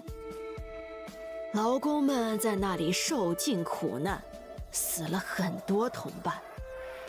直到军阀们为了争夺矿场打了起来，才趁乱逃出去。他们不敢走大路，在山里迷失方向，又死了一半的人。剩下的人只知道故乡在北方，便继续向北走去。当所有人再也走不动的时候，有个人摘了朵野花。他说，他的小女儿喜欢花，就算没赚到钱，也要把花带回去送给她。As she speaks, the old woman lowers her gaze, burying it under those deep creases on her face, and slowly sorts through the paper flowers. 然后呢？ She selects 2 flowers and sets them in front of him, adjusting their angle with her fingertips. Huh. Yeah, Artemis was associated with the moon. I guess the MC with her pale white hair kind of feels very moon-like. Yeah, it just has a lot of sexual tension. Yeah, puts everything in sexy lens. Everyone she's talked to, like all the other pretty handsome people, it's just like, man, there's so much chemistry or tension happening. 然后是在某一天的清晨，有人在劳工们下船的港口发现了一串新鲜的脚印，沿着脚印找到了他。他已经死了很久，头朝北方倒在地上，手里拿着一朵刚摘下的花。I look up and meet her deep eyes, as if this very moment is the end of that story. That was a very depressing story, lady. 婆婆，这个传说和你的花有什么关系吗？有啊，后来人们都说，有花就能回家。如果迷失方向，花能指引你看见回家的路。Okay. Oh, hi, Wolfgang. Welcome. In the middle of dyeing your hair. Ooh, blue. Are you dyeing your hair blue, or is this the paint ends up, or the dye ends up blue? Hair is almost white, platinum blonde. Yeah, I think it's more platinum blonde. Got the sunny characteristic. He turns back to me, smiling kindly. But also we are, yeah, so Wolfgang, we are also in chapter 4 of this demo. So we encounter a whole other character and like got through a whole other ordeal, and now we're here in chapter 4. Got pretty dark hair, so it's like a navy color. Ooh, nice. I think a navy blue would be nice. I also wish I could dye my hair a more pastel color, like an even lighter purple. But it requires quite a lot of bleaching. Getting blue-handed vampire. You call you blue-handed.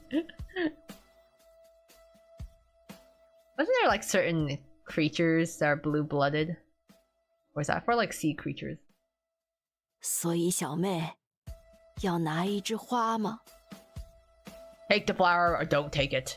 I feel like this is good. She's literally standing right outside a bridge that leads to the like land of the dead. I feel like this flower might help guide us. Sure.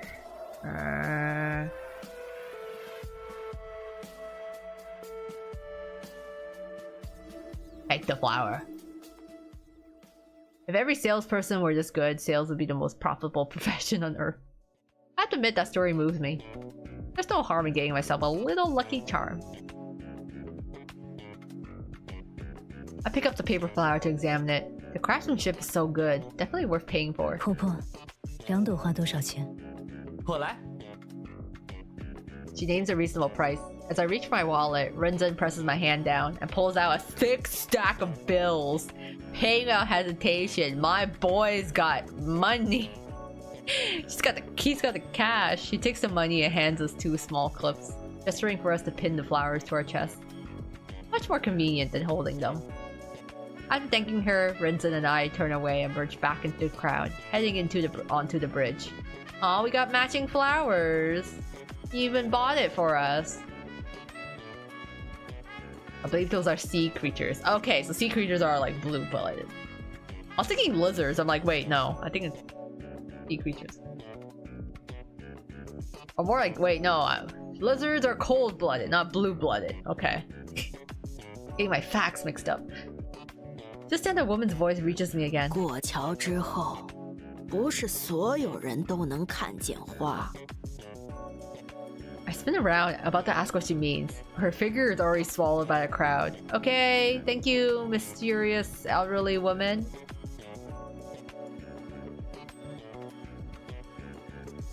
The stream of people blurs before my eyes. I search between bodies, thinking I catch her smile, but when I focus, she's gone. A gasp.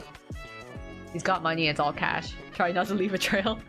I also think too, like in a lot of Asian countries, it's like a very cash-based society, so I didn't even think twice about that. I was like, yeah, you know, everyone just carries a bunch of cash. 姐姐，你在找什么？ He tugs me aside, steering me clear of a group of roughhousing tourists. You didn't hear it? Suspicion coils in my chest, but the crowd keeps pushing us forward. I have no choice but to let go. Renz and I step onto the bridge one after another.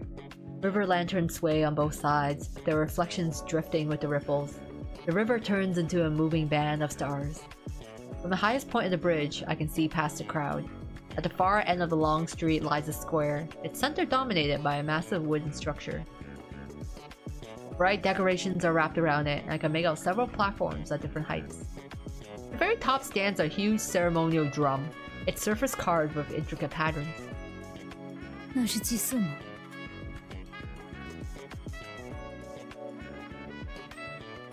差不多，是民医盛会最后的表演，先祭祖后祭鬼。Okay. 祭祀之后，盛会也就快结束了。啊，对了，在晚上12点之前，要把最外面穿着的一件衣服脱下来烧掉。 Okay, take the most outermost layer of clothing and 不 burn 管 it. 今晚有没有见过鬼，只要烧掉衣服，就不会被他们纠缠了。 He says with absolute seriousness, like he genuinely believes every word. I'm like, girl, you've been encountering nothing but ghosts all night. I think we can go with a little bit of superstition. 如果不烧呢？那就会变成鬼。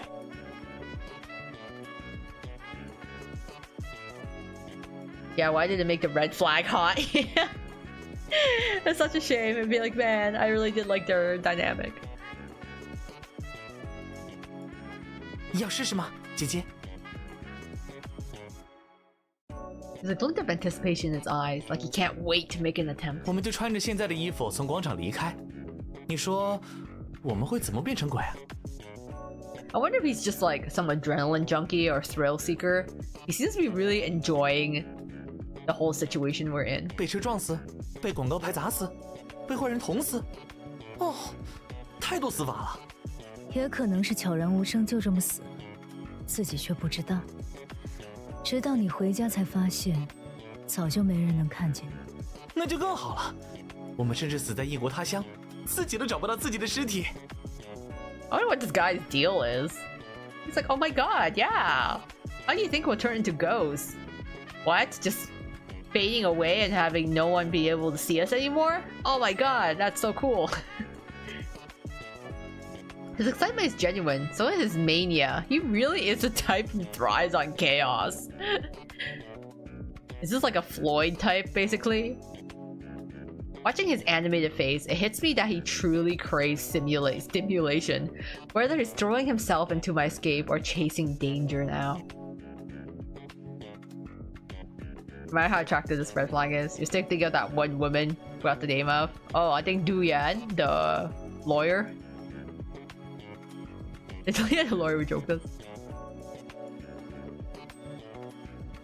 I talked about how we wished you had a bigger role in the story. Up to chapter 67.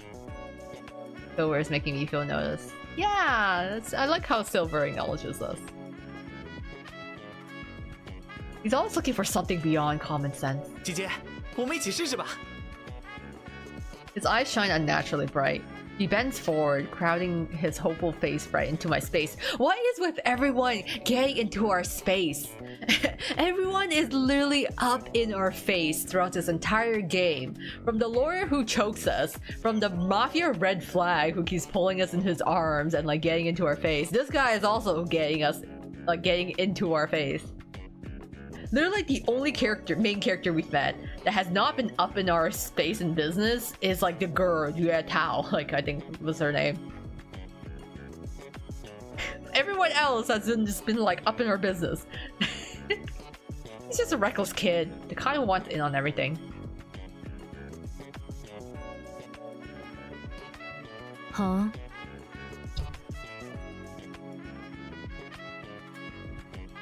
Yeah. Not under trap. I don't know. He seems like, yeah, he feels like a Floyd type. He just wants like the excitement, the adrenaline. I don't think he will hurt us, but it's more like he's just really reckless.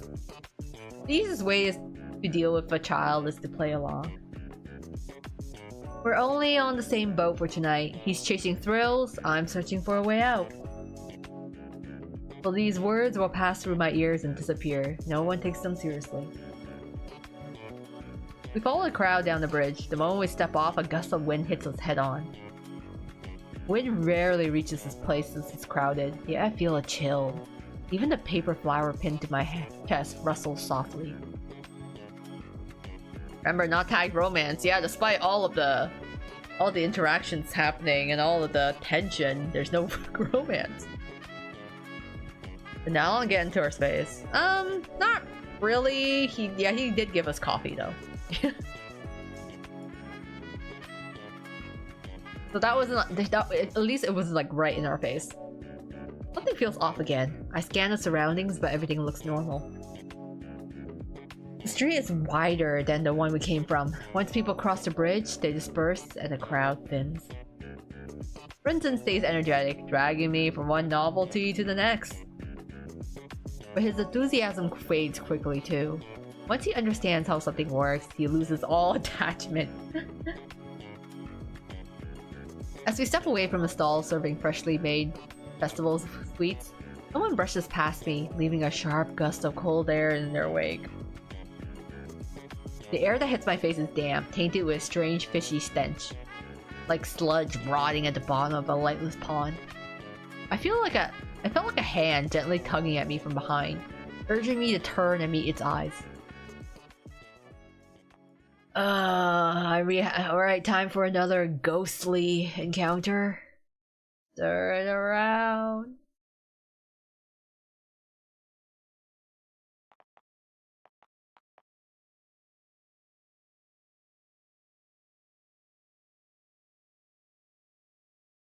Alright, turn around. If I don't turn around, I won't know what's behind me, and I won't even be able to think about how to deal with it.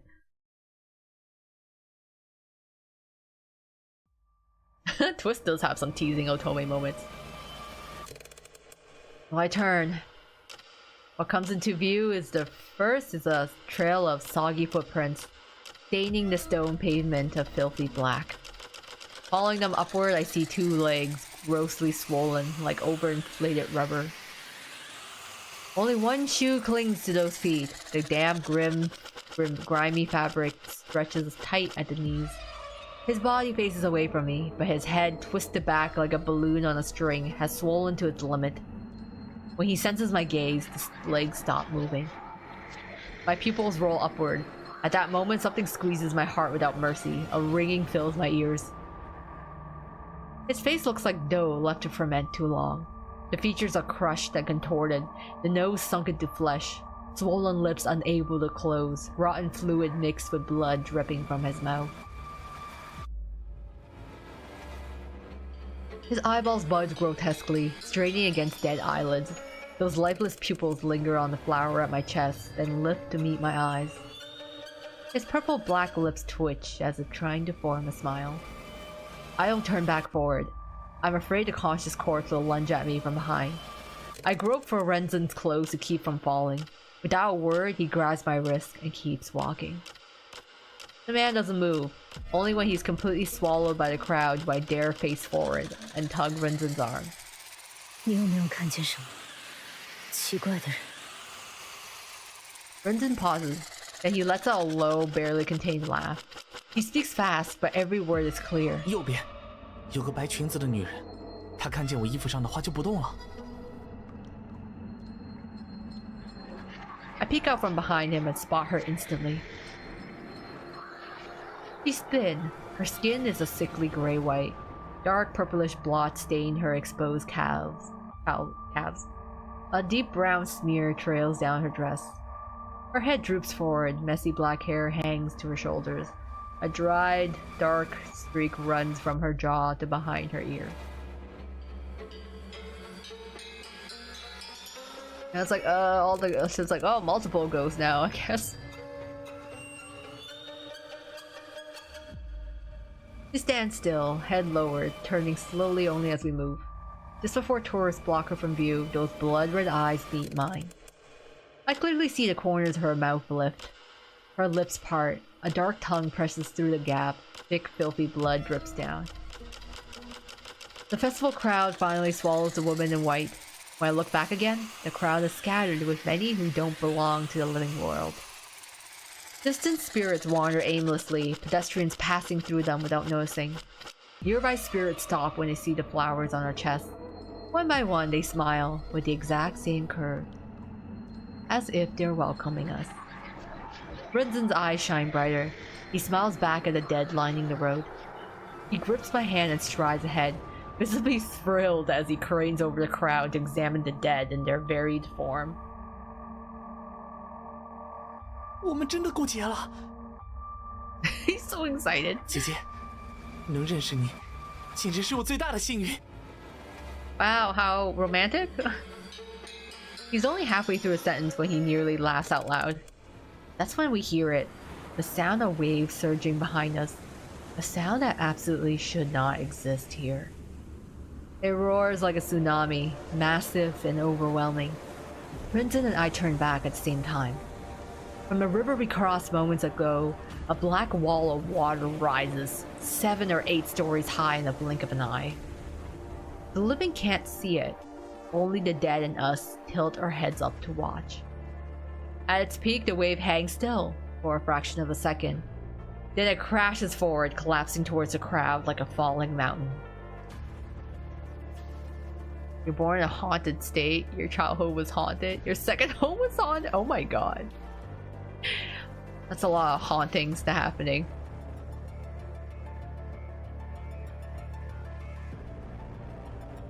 The dead are swept up effortlessly, bodies stiffly drifting in the water. The translucent black tide merges with the night sky. Everything floats on the surface like scattered leaves.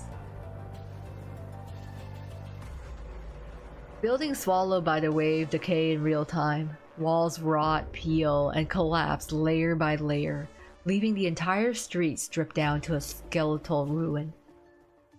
More spirits pour in from every direction, feeding the tide, rising into deadly waves. My shock lasts less than a split second. I snap back to myself, grab Rinzen hard, and run. He reacts instantly, surging ahead, pulling me with him as we sprint down the street. The movements are sharp, efficient as he dodges through a cluster of tourists with ease, his pace steadily increasing. But it's not just the living blocking our way, more and more spirits spill into the street. Just tell the ghosts to remember their manners. Don't upset your parents. It's like, yes, you know, just remind the ghosts not to be rude. Rinzen yanks me aside to avoid a family of 3. I don't even have time to wonder if they can see us, and I slam straight into the spirit staring up at the tide. He looks like he died in a car accident. His gray face wears a smile. Everything below his chest and above his knee is a blur raw red, and white flesh tangled with torn clothing. Organs spill outward, mixed with twisted metal and shards of glass, grotesque as stage props in some macabre performance. By the time I noticed him, it's too late to dodge. I brace myself on instinct and crash into him head on. Ugh.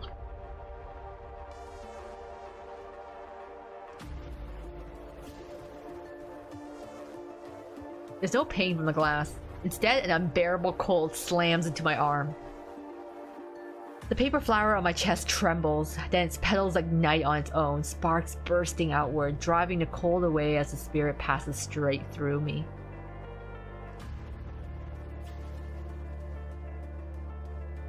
It happens too fast to process. I glance back.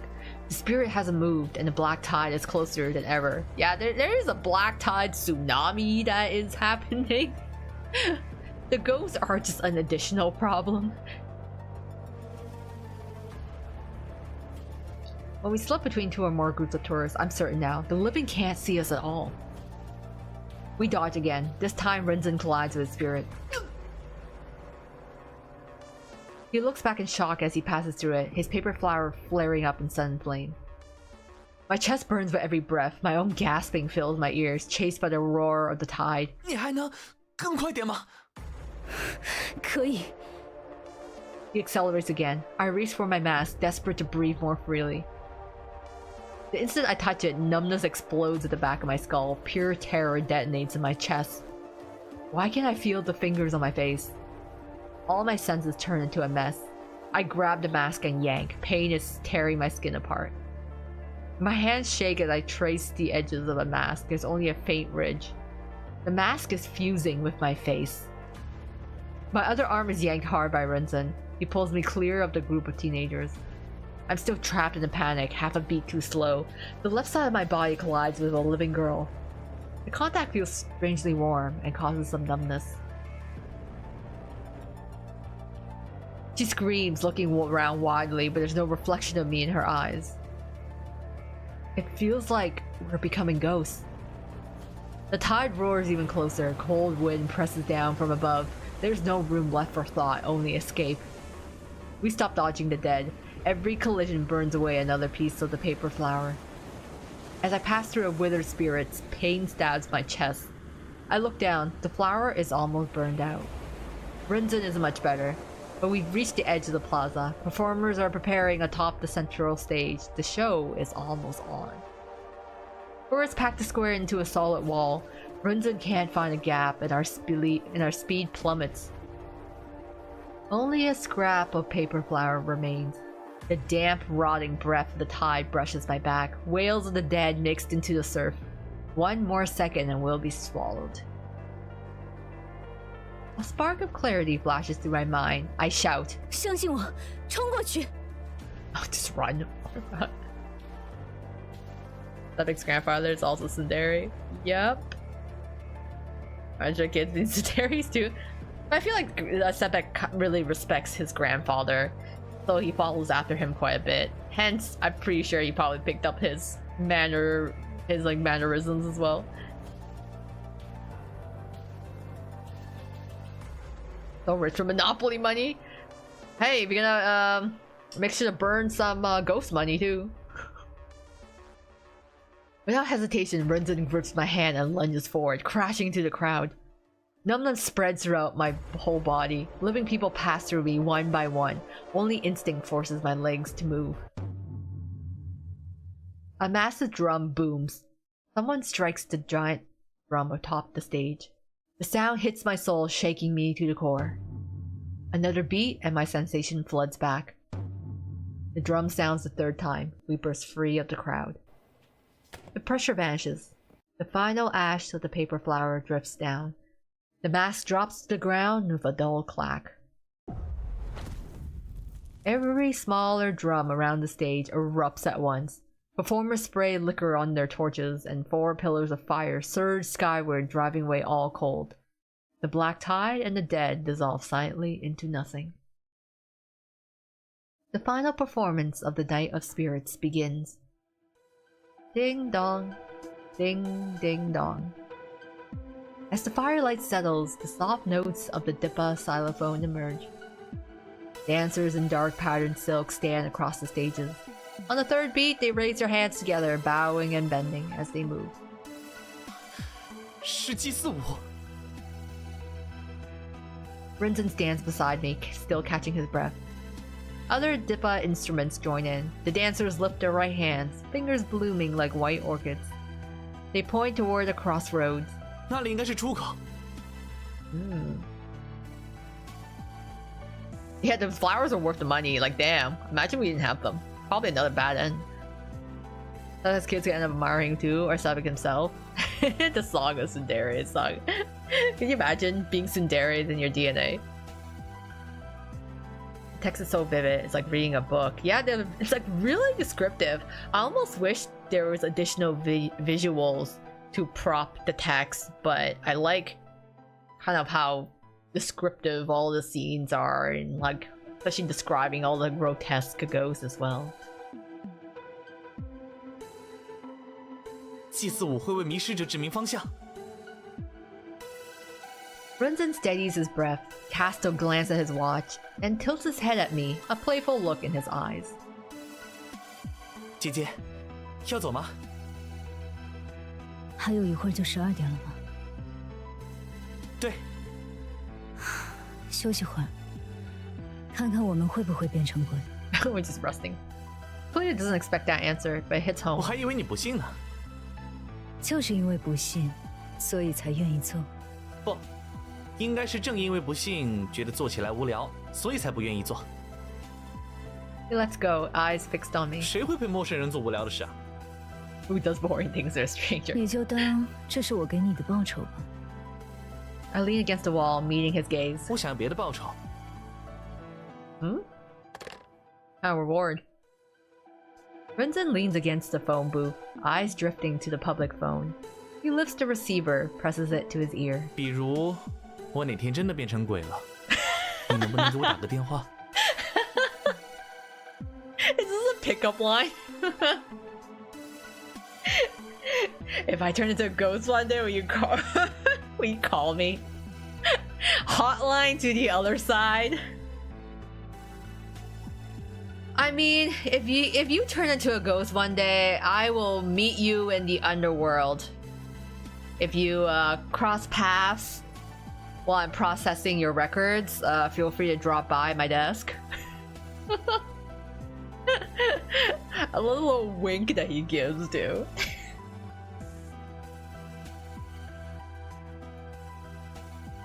不用说话，打给我就行。 He just wants to call. 这种小事很难出现在我的待办事项。 His face is pale.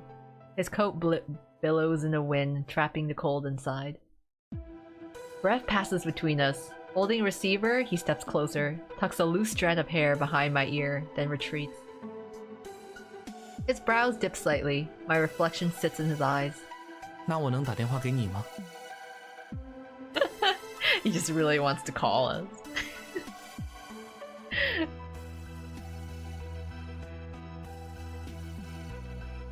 There's no pleading in his gaze, just quiet expectation, as if looking is enough to earn approval. He feels like someone fictional, standing in a phone booth, dialing endlessly and hoping someone will pick up and prove the call is real. I lift my hand and rub his head hard. 我有起床气，弟弟。 He frowns, turns to fix his hair in the booth's glass, then snaps his fingers, satisfied. Yeah, I'm liking this guy so far. He's either going to betray us and he's going to ruin a good thing. She seems to treat him as a kid, so I'm like, he almost feels like he's getting friend zoned or like, you know, little brother zoned.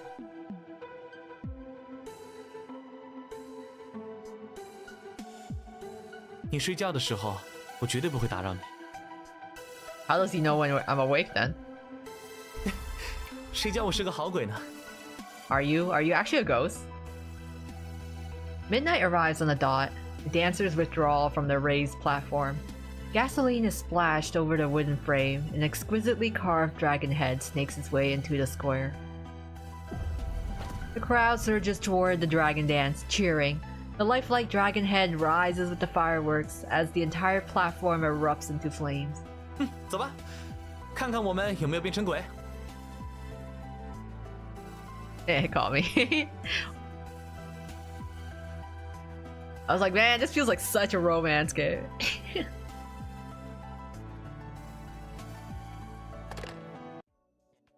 Runzen hops down the steps, and we're swept into the roaring crowd. 没有人能穿过我们，我们谁都没死。 He shouts straight into my ear, just like the first time we met. 实在是太可惜了。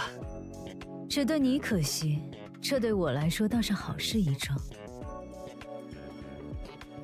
We follow the flow of people, press forward toward the massive bonfire. The time has passed, and no one is burning their outer clothes anymore. I slip off the white garment I'm wearing and toss it, along with the mask, into the fire. 你知道现在烧东西代表什么吗？ Runzen weaves through the crowd and squats beside the fire. Using his own mask, he nudges my clothes deeper into the fire, then tosses in his mask too, half of it already charred. 代表什么？代表这是烧给故去亲人的。 My mask and clothes catch their own flames, crackling softly. 这么一套衣服面具，谁收到都不会开心吧？ Oh yeah, offerings for the dead. 会的，我的一切，这个亲人都喜欢。 The bonfire warms my face, the heat stirring a familiar sensation. Runzen clicks his tongue and looks up at me. 死人不会说话，当然任由你胡说。不是胡说，我的小狗永远都是最爱我。 Aww. Offering her clothes so that it reaches her dog. That's so cute.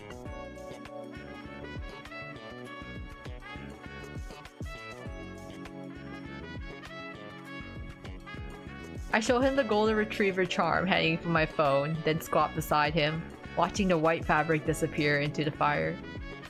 我的小狗最喜欢的事，就是在等我回家的时候，趴在我的衣服上睡觉。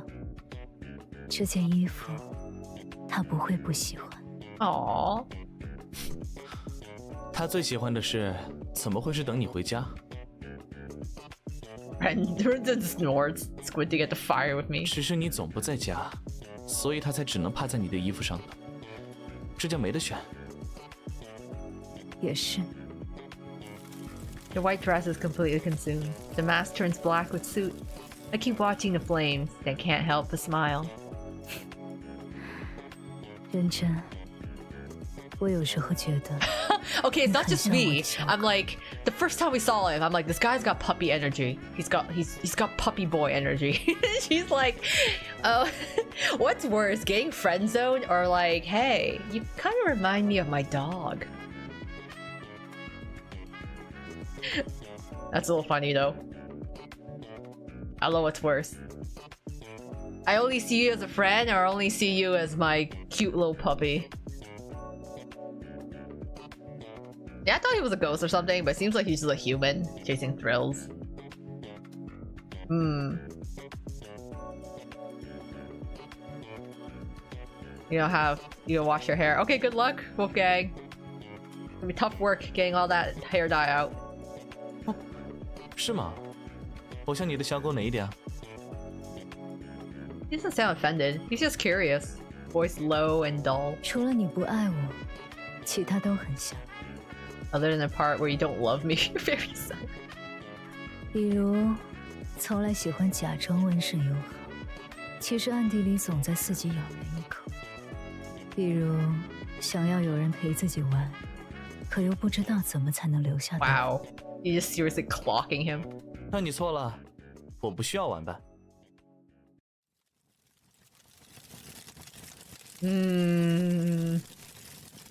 A strong wind sweeps across the square. Runzen suddenly raises his hand and covers my eyes. A spark grazes past my cheek, hot, stinging. When the wind dies down, he doesn't pull away. His palm hovers lightly above my brows, cool against my skin. 我说过，我会回来看你。 Wait, is he actually a ghost? He's gonna leave us? Through the cracking of burning wood, the noise of the crowd talking and moving, his voice reaches my ears. 我送你的衣服，你干嘛烧给我？你应该留着，那是礼物。Huh? 不过算了，也不重要。 I curve my lips slightly. He's a terrible actor. He falls silent for a few seconds, as if choosing his words, then finally speaks. 姐姐，我回来看你了。你开心吗？我开心啊。姐姐，我也开心，这次很好玩。He lets out a soft laugh mid-sentence. The sound drops and cuts off abruptly. Light floods back into my vision. The bonfire still burns. Rinsen is gone! Only the mask he threw into the fire remains, still burning at the center. My phone is lying on the ground beside me. At some point, the golden retriever charm vanished. In its place hangs a thin red cord. The same one that was once tied around Renzen's wrist. The contacts app is open, and a new entry has been added. Name. See you next time. He stole my dog keychain? Wait, is he actually a ghost or he's not a ghost? Wait. Oh, he's gonna call us like some ghost hotline?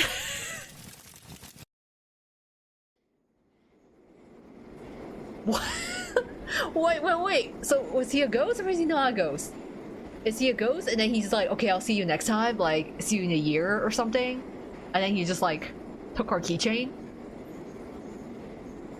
What? I'm like, no, I liked him. I was like, wait, is he actually a ghost?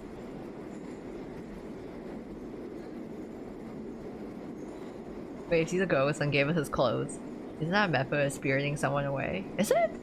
I don't like eating the food in like other place, right?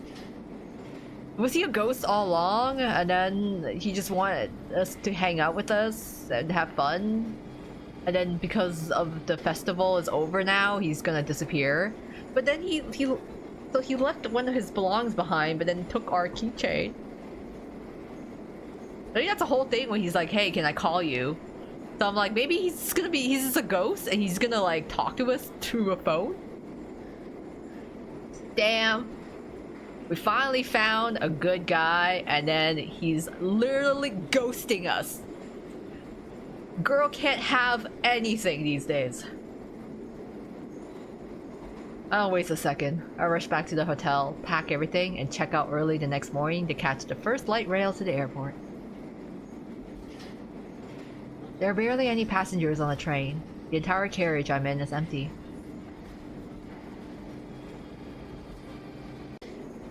Outside the window, the city is still wrapped in a thin veil of mist. The heat lingers in the sky, casting a hazy, unreal shade of deep blue over everything. Of course he was a ghost. He was nicer than everyone else. Drat, you know, the first person we meet that's like seems like a really nice guy. Literal ghost. Actual spirit. Cold air fills the carriage. The sound of the train in motion is rhythmic, monotonous. I pull my coat tighter around myself and stare out the window as dilapidated low-rise buildings slide past one after another. My focus drifts. The scenery blurs, morphing into fragments of this journey like a zoetrope until they fade away entirely. I close my eyes and let out a quiet sigh, but the sound echoes through the entire space. That's not right. That wasn't my voice. The light filtering through my eyelids vanishes without warning. I snap my eyes open.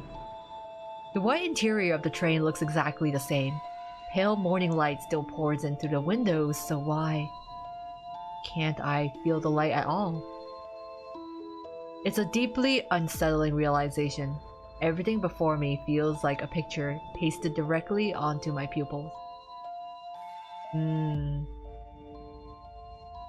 Food is definitely a way, but if you carry something on you from the spirit world, you can get trapped. Oh, okay. You took something or giving something that can't exist in the living world anymore. There's a scene where we're turning into ghosts. Yeah, because like, we took the flower, but the flower actually helped us. But we did take the clothes from him, I guess. My eyes detect nothing wrong, but my body screams in protest. My brain shrieks. None of this is real. I don't know if it's an illusion, but the train feels like it slipped off its tracks. Dragged by the force stronger than gravity, plunging towards the darkness beneath the earth. I feel weightless. The warmth that belongs to the living surges upward through my body, rushing out through some invisible opening at the top of my head.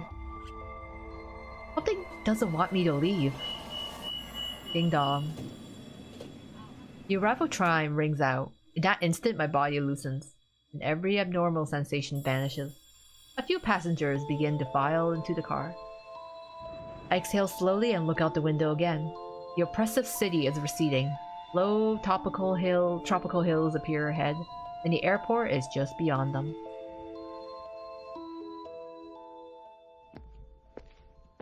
At the transfer airport, I breathe in the familiar fresh scent of home. It lifts my spirits. Tao Haixing, just wait. You won't be standing above me anymore. I can almost see myself stepping into the CEO's seat. My phone rings at the worst possible moment. A message from my secretary shatters the fantasy. It says after I left, the group was investigated. Tao Haixing produced evidence of me accepting bribes. Everything is airtight. The moment I go back, I'll be arrested. I scroll rapidly through the so-called evidence. My hands begin to tremble. Those transaction records were supposed to be Tao Haixing's. I keep checking whether the hard proof I hold could still turn things around, until I notice the account all money flowed through. It's under my name. The group issues new employees a standard payroll card every month. I got one too when I first joined. Maybe Tao Haixing had extra cards issued long ago using other employees' identities, hedging his risk.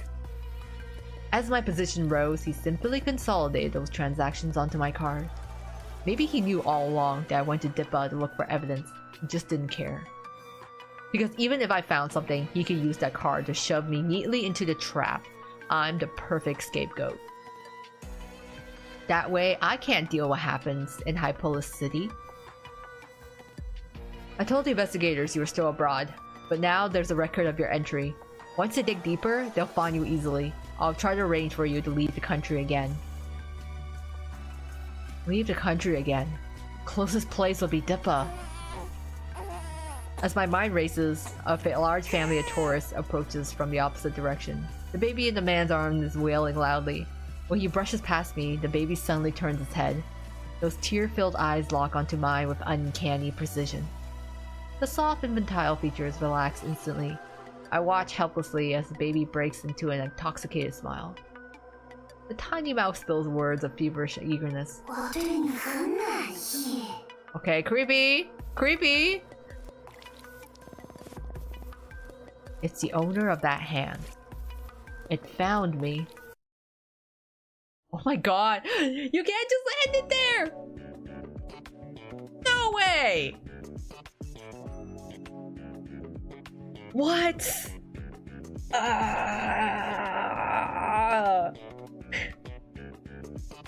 puppy dog attitude, the phone booth reminds you of Denji. Oh yeah, the Rize arc movie. It was a good movie. I really enjoyed it. Cause I was like, oh yay, puppy boy, and then he turns out to be a ghost, and now we... What? So we go back? Just to get framed? And now we have to go back into the country? Like, you got... We escaped that hellscape, and now they're like, by the way, if you go back to if you go home, you're gonna get arrested. So we had to go back to the country again? Oh my god. I'm voting we should have taken down Ren's invitation to Spirit World. I'm down for a ghost romance. Yeah, it's like, you know what? Forget about all this BS happening. Let's just go to the spirit realm. Just hang out with Ren. Ren. Oh, welcome back, Wolfgang. Glad your hair dyeing went well. This all peaks in the, you know, I'm grieving over our ghosting. Yeah, I'm so upset. I'm actually upset. I actually really did like Ren. And then he turned out to be a little gross. We were getting framed. Yeah, that sucked. We we did a whole thing so we could collect evidence to take down the CEO and take his place, and then he does an Uno reverse on us. And now we're being framed for a crime. We can't even go back home. And now we gotta go back to Ghost Central City. that's like full of all these hellish situations that we have to deal with. Yeah, can't have it. I feel bad for the MC. Girl can't have a thing. Girl can't have anything. So I'm like, how is the full? If this is just a demo, if this is like a separate story, how is the full game going to play out then? I'm like, it's super curious now. I'm gonna check out the store page out of curiosity, because I'm like, wait, well, where does it go from here? And like, did my choices even matter?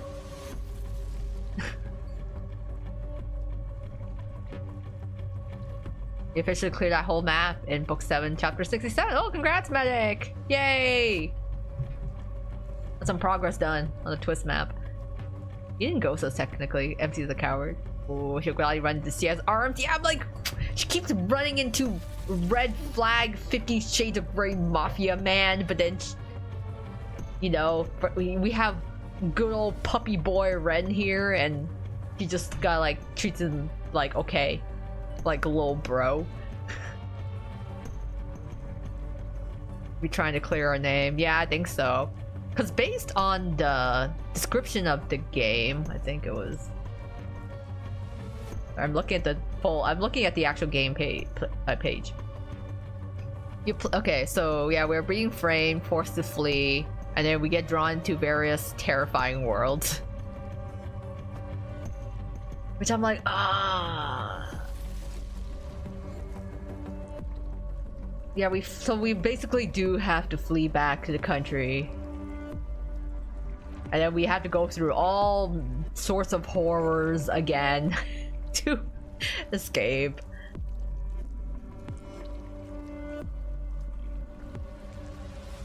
Apparently there's 5 distinct horror-themed worlds, each one focusing on one central character. Huh.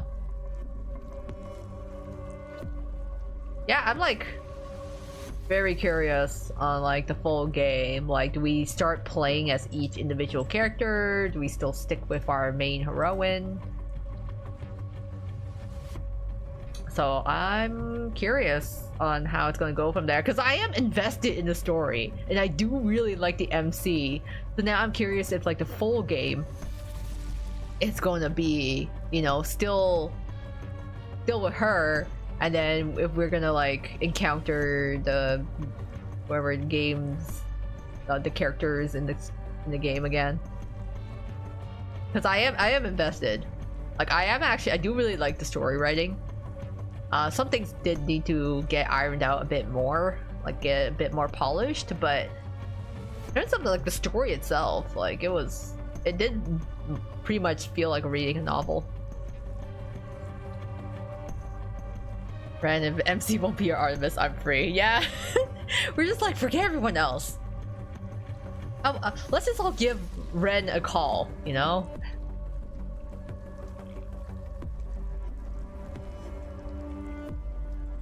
So we gotta let's just go back to Ghost Boy.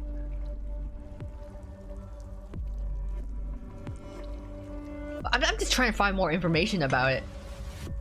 Because like it sounds like we're just gonna keep playing as the MC, but I'm like, it's not. It feels like there's romance, but there isn't romance. It's a lot of drama, a lot of like flirty, kind of a lot of tension happening. It feels like a game that you have different routes, and then you just like pick a character. I'm like, will we see baddie lawyer again? Like, I did like her a lot too, so it'd be nice to also be able to meet her once more.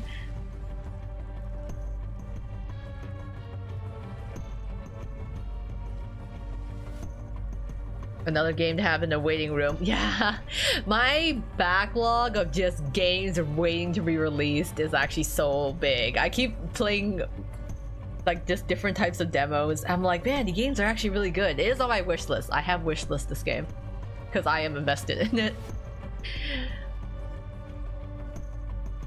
But yeah, aside from minor issues and things they need to fix, I'm like, story-wise, it is really intriguing. Looking at Steam page, I think Ren's role isn't over yet. Yeah, I hope not. I was like, man, I gotten attached to Red. So I hope to see him again. And the lawyer lady as well. I really liked her too. But I mean, most of the character interactions actually I really enjoyed. Even though like, yeah, it was a red flag and all, it was still interesting, his dynamic with the MC. Maybe not, but we don't know until the game releases. Yeah, there's no release date either, so. It's just another one to add to the list of waiting for it. But it seems like, yeah, we might be able to meet everyone again. Hoping so. All the characters were fun. All the characters were so fun. Yeah, I'll be keeping an eye on it. See when it reappears. Cause yeah, I liked all the characters.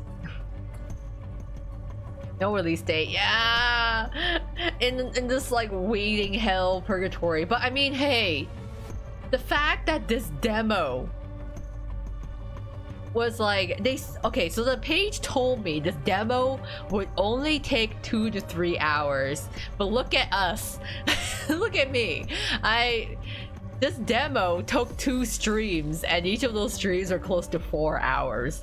So it actually took me 8 hours to finish this demo. I'm sure someone reading through it maybe take half the time, but I was like, this was not 2 to 3 hours like they told me. This was like close to like 7 or 8 hours of just going through all the story, and I didn't even explore all of the endings because we got a couple of bad endings, but like I didn't explore like every single choice or path. I have a lot of early access games in the Steam wishlist, and then Lover's Enigma has no release date. Yeah, I thought they were coming out in 2026, but I haven't really checked on it recently. I feel like the horror there more, but that story was pretty heavy on emotional weight the MC had. Yeah, the MC had like a lot of she's going through a lot of stuff internally. The MC here in this game is like, she's just got like absolute nerves of steel. I don't know if that comes with being like COO. Maybe when you reach C-suite executive, you gain like stomachs and nerves of absolute titanium and nothing phases you. She's really cool though. I really do like her. Plus she's also very pretty, so I like looking at her. But yeah, it's like very different MCs. So like the one, we have our very cool, headstrong MC here, while Lover's Enigma, our MC there, is going through quite a lot emotionally. It's like her mental health is like a big factor in that game. This MC doesn't have an overbearing mom breathing down her neck. Yeah, the MC here, she's an absolute girl boss. It's kind of refreshing in a way, I have to admit. Because I don't think there is very many games with a female protag that are like kind of like the MC we saw here. And like she's very like nerves of steel, very tough, strong-headed, but she's not like, it's not like she's like breaking out her fists and fighting, you know. She's just very calm. I think it does describe her as being like scared at times, so she does still experience those emotions, but she does like, she's pretty grounded. She's like, she's got her shit together.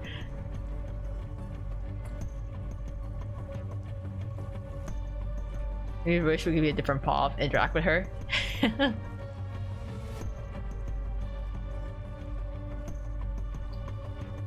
My favorite, all of them. Nah, no, just corporate bullshit. I love it. She's like, I'm just gonna go find evidence to frame my CEO, and then she goes to like so many types of horror situations. Like, I'm surprised she walked out of that like just like, okay, never mind the ghosts, you know. It's like I just experienced the most terrifying trip of my life, but it's okay.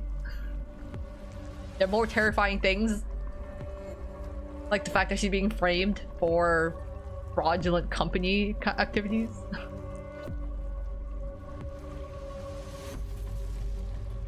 The MC and Lover's Enigma is pretty cute too. Maybe pretty by art style. Yeah. It's hard to tell because it's all black and white. But I think she is very cute.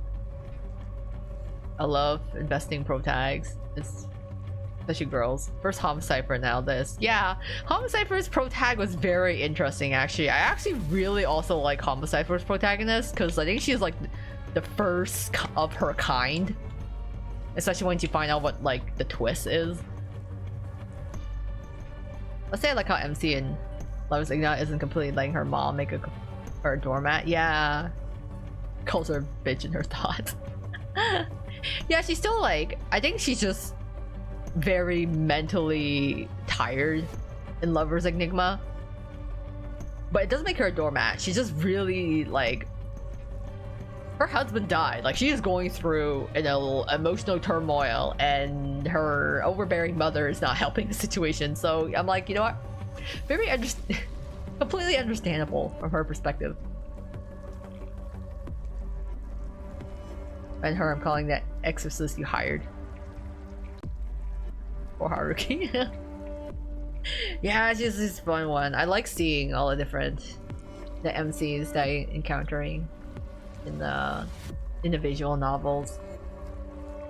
I find too, it's a lot of it is like in indie games.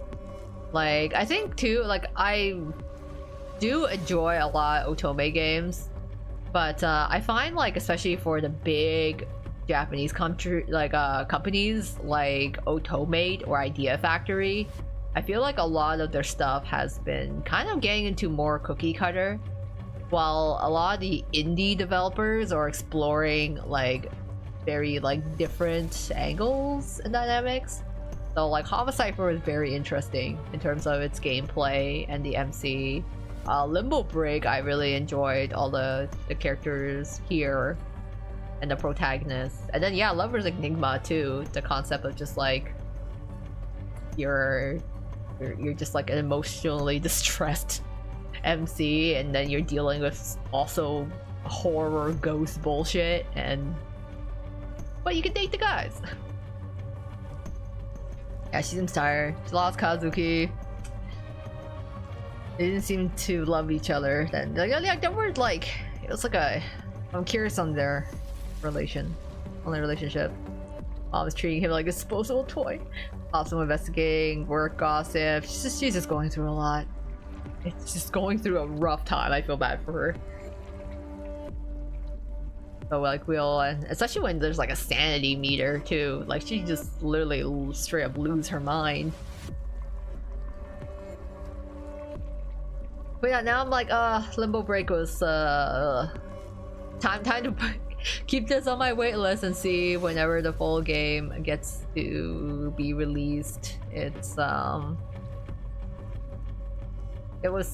certainly it's a very straightforward visual novel. I'm not sure how much the choices had effect other than getting immediate bad endings, but maybe the full game will be different. Wait, I'm gonna check my CG gallery. Okay, I do have all the CGs. All the CGs are super pretty. The art is really nice. I did like the added touch of the live 2D as well. I was like, man, Yuan gets like 2 CGs. Wow. Everyone, oh no, he's got 2 CGs too. Okay. Some of these characters, like he only gets 1, but then the others get 2.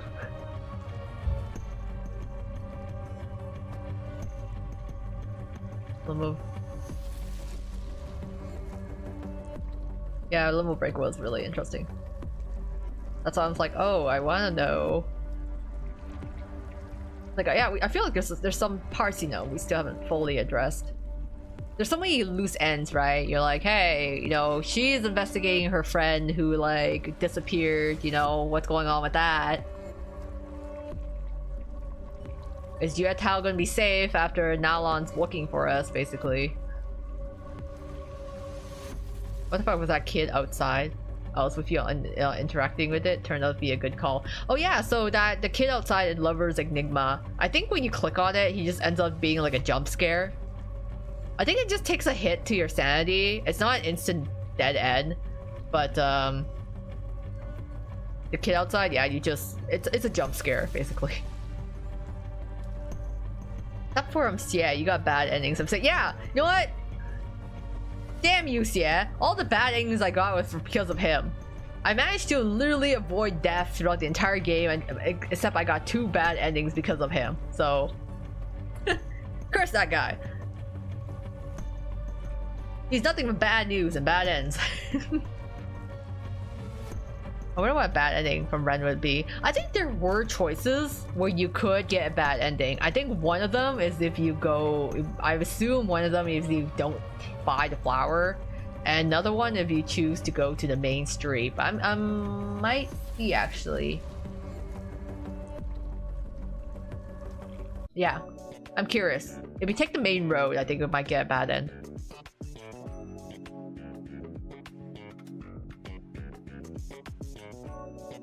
So we're gonna see if we take the main road. That's so funny. Immediate bad end. Take the main road. We run straight into Nalon. Suspicious. Better run now.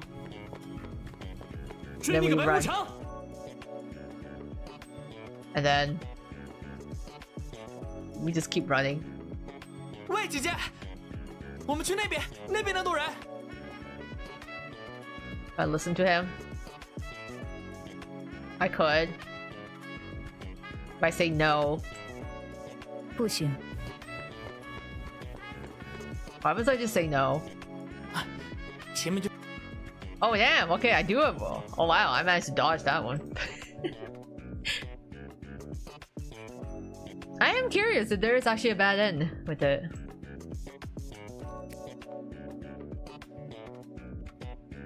I thought with that kid's an omen, or a kid's bait. Used to lure you to being kidnapped. It's like, yeah, just don't trust them. Yeah, what happens if I just say yeah? Do I listen to him? Yeah. Oh, if I listen to him? Oh god. 争吵！去你的！ Let's go. He gives him a hard kick and yanks him sideways. Oh ha. 前面就是庆典的主会场了。 I like this guy even more. I like this guy even more now. You run into the wherever glasses NPC dude, and then he just like kicks him and runs. Okay, so that actually doesn't lead us to an immediate bad end, which is good to know. So that one's not a bad choice. So I think that other one has to be like, don't take the flower and just like go.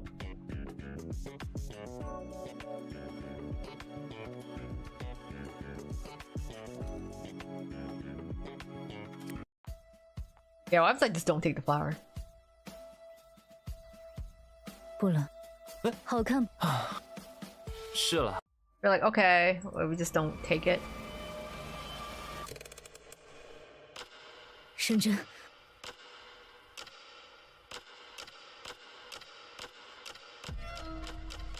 Oh. Oh, this isn't right. Oh, okay. So then the mask basically fuses with our face.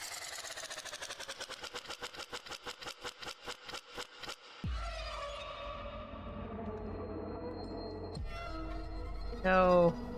The mask is lose control of my body. And then yeah, okay. So yeah, so there is a there's a bad ending if you just don't take the flower, basically.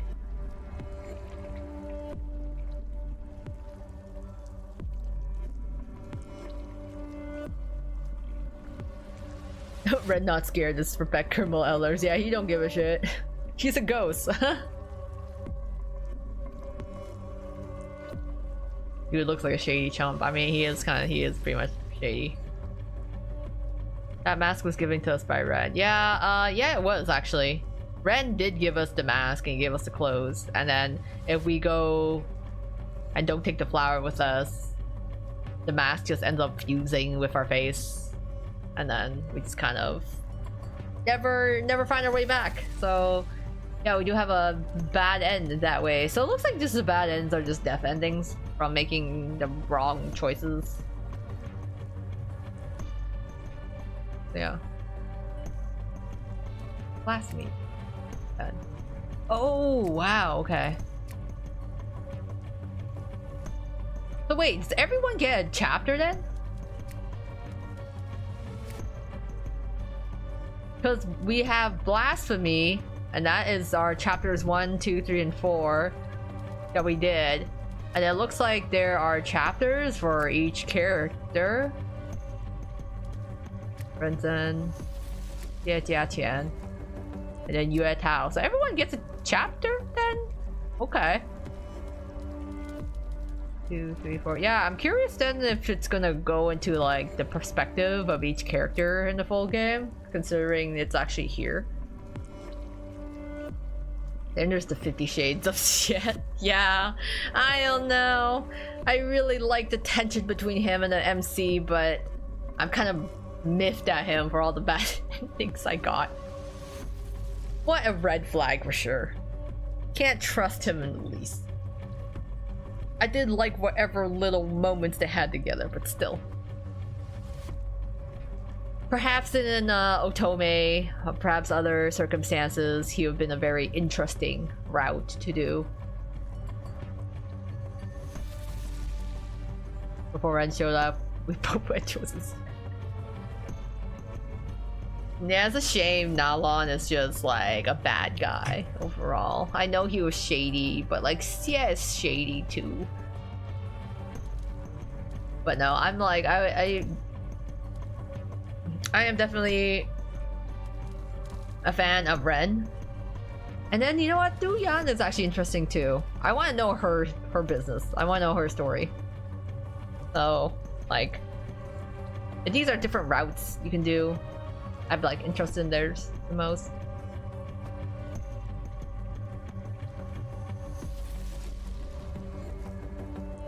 For Ren, it was Xie or Nalon. You really picked the shady escort. What do you do when all your choices are shady? Do you want to choose shady man number 1 or shady man number 2?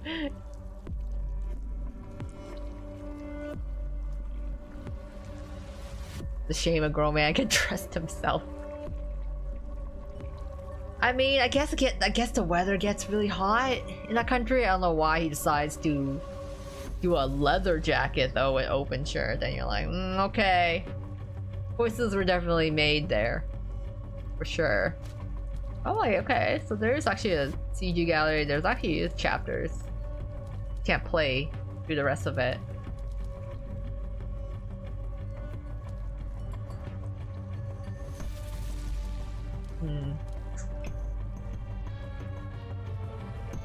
At least the yellow grew. Yeah, he had like pretty cool coat, to be honest. I think it's like super rad the fact that he had like the skeleton hand on one of his sleeves. I'm like, you know, that's cool. It's a cool fashion choice to do. But I love how like we're like somewhere that seems to be Southeast Asia, and then like the fashion choices are certainly something. When you think about like literally the main character and Du Yan like both having low cut tops, even though they're like both working professionals. And then wherever choices that, yeah, Nalon was deciding to wear, and she has epic skeleton coat.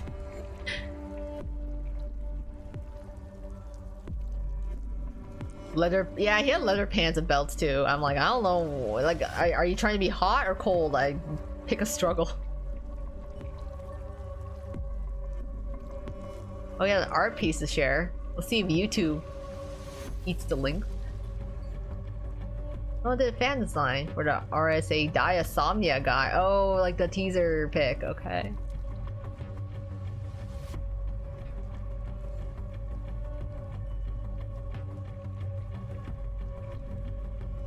I've seen some like I have seen some fan arts of some of the silhouettes.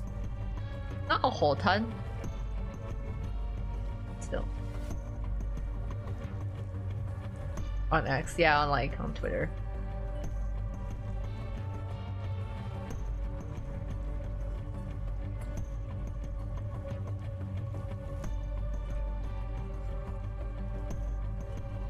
Try typing all the username.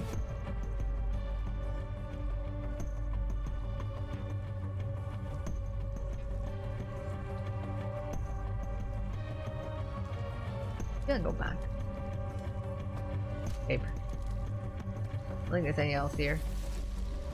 Oh cool, yeah, I can switch the language at least.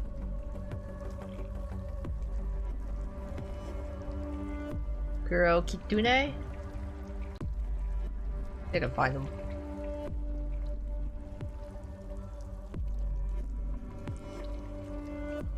Actually, I don't know this.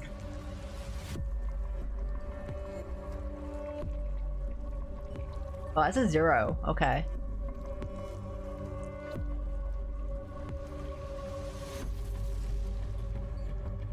I'm like curious. I scroll through. Oh, the right one.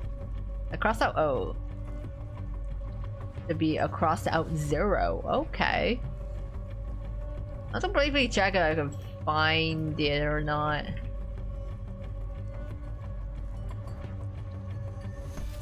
I'm getting multiple results. That was 829. Okay.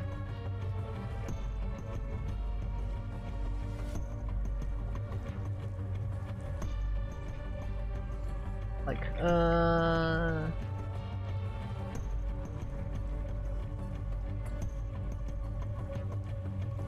think I managed to find it.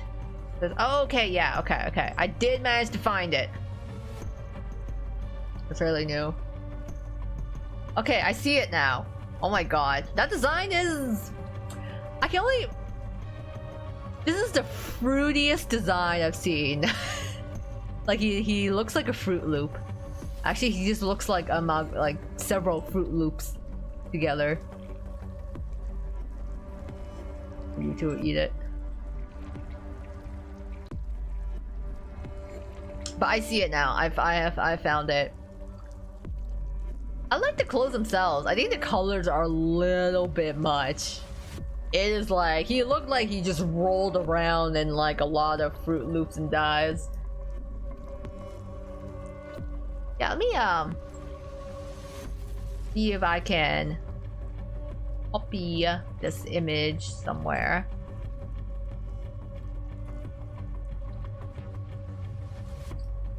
Let me see. Let me try and open this. Alright, let me see. I could change my screen here.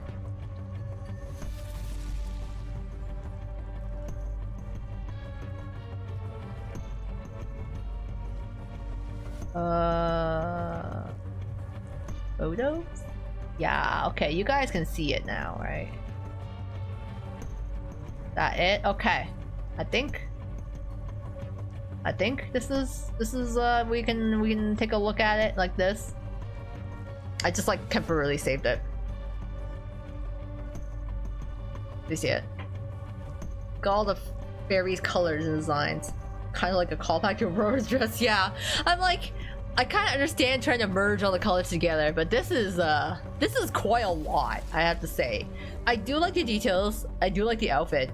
I think the colors really get to me. I'm like, I can only describe this as fruity. This is very, very fruity design. I feel like he may have a lot more solid colors in the official designs, but I could be eating my words. Who knows? Anyways, I don't know how this guy walks about RSA without like being spotted 5 miles away. It is certainly very flashy. Yeah, I'm like, if he's supposed to be based off of 3 fairies, I guess he would have multiple colors going on at the same time here. That'll be like, oh, I thought like maybe, you know, his hat might be blue, the drapes may be green, he may be wearing a pink outfit.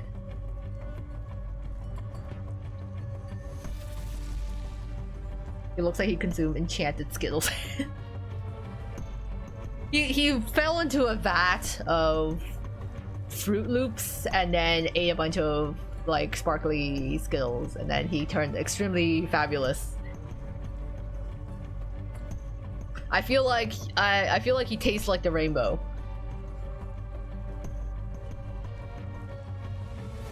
I think we just need a bit more of a solid color scheme. Like you could still do like a color palette, but instead of like gradients, I probably see the final design being more like we just pick a solid color and go with it.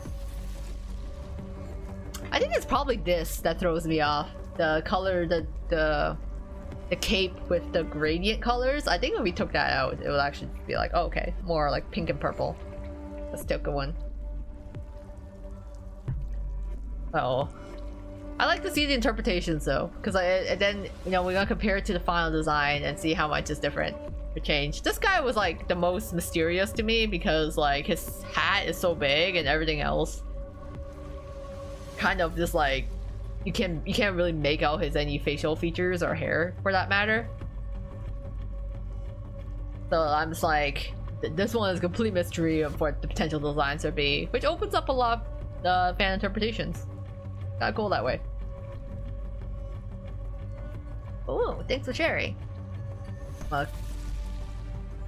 Turn that off. For now there. They could exit this game as well. Okay. Yeah, I think I'm gonna call it a night here. We managed to cover at least the rest of the Limbo Break demo. So we're just like 4 hours. I love it. It was like 4 hours last time too. I was like, oh my god, this thing goes on forever. But it was a good game. I really liked it. I will keep an eye on the basically have it on my like wait list and see whenever it comes out. It was a very interesting story, and yeah, I hope they definitely fix some of those weird translation and like just text errors in the English part of the game. But aside from that, everything else seemed to work fine. Didn't run into any major bugs in the meantime. It was nice to have the investigation, though it was like very straightforward. So it feels like at the end of the day, it is just much more like a detective horror novel story than an actual like an actual game, or it's like a very linear game, I would say. But still, I enjoyed the story overall, so you guys can keep an eye on it as well. You can find it on Steam and then wishlist it there. Keep the 3 roses represents the fairies. Yeah, I think I like that. I changed the other colors. Yeah, no problem. Just waiting, turning my thumbs, waiting for the review. Yeah, I think so next part of book 8 on the JP side. I think the next part of the book is actually dropping March 20th or something. It was like later this month, I think. So I think by the end of the month we'll find out. Maybe we'll see what the next part of book 8 is going to be like. I don't know if we will meet the characters all at once, or if it's going to be like we encounter the first person and we slowly meet them throughout the course of book 8, like some drip marketing kind of like Genshin, where it's like, oh, these are, or like FGO is like, we have these silhouettes of upcoming banners, we just don't know until you meet them in the story, and who knows when that would be. And then still waiting on the English server to have, you know, like release book 7.5. Who knows, maybe next month, maybe the month after.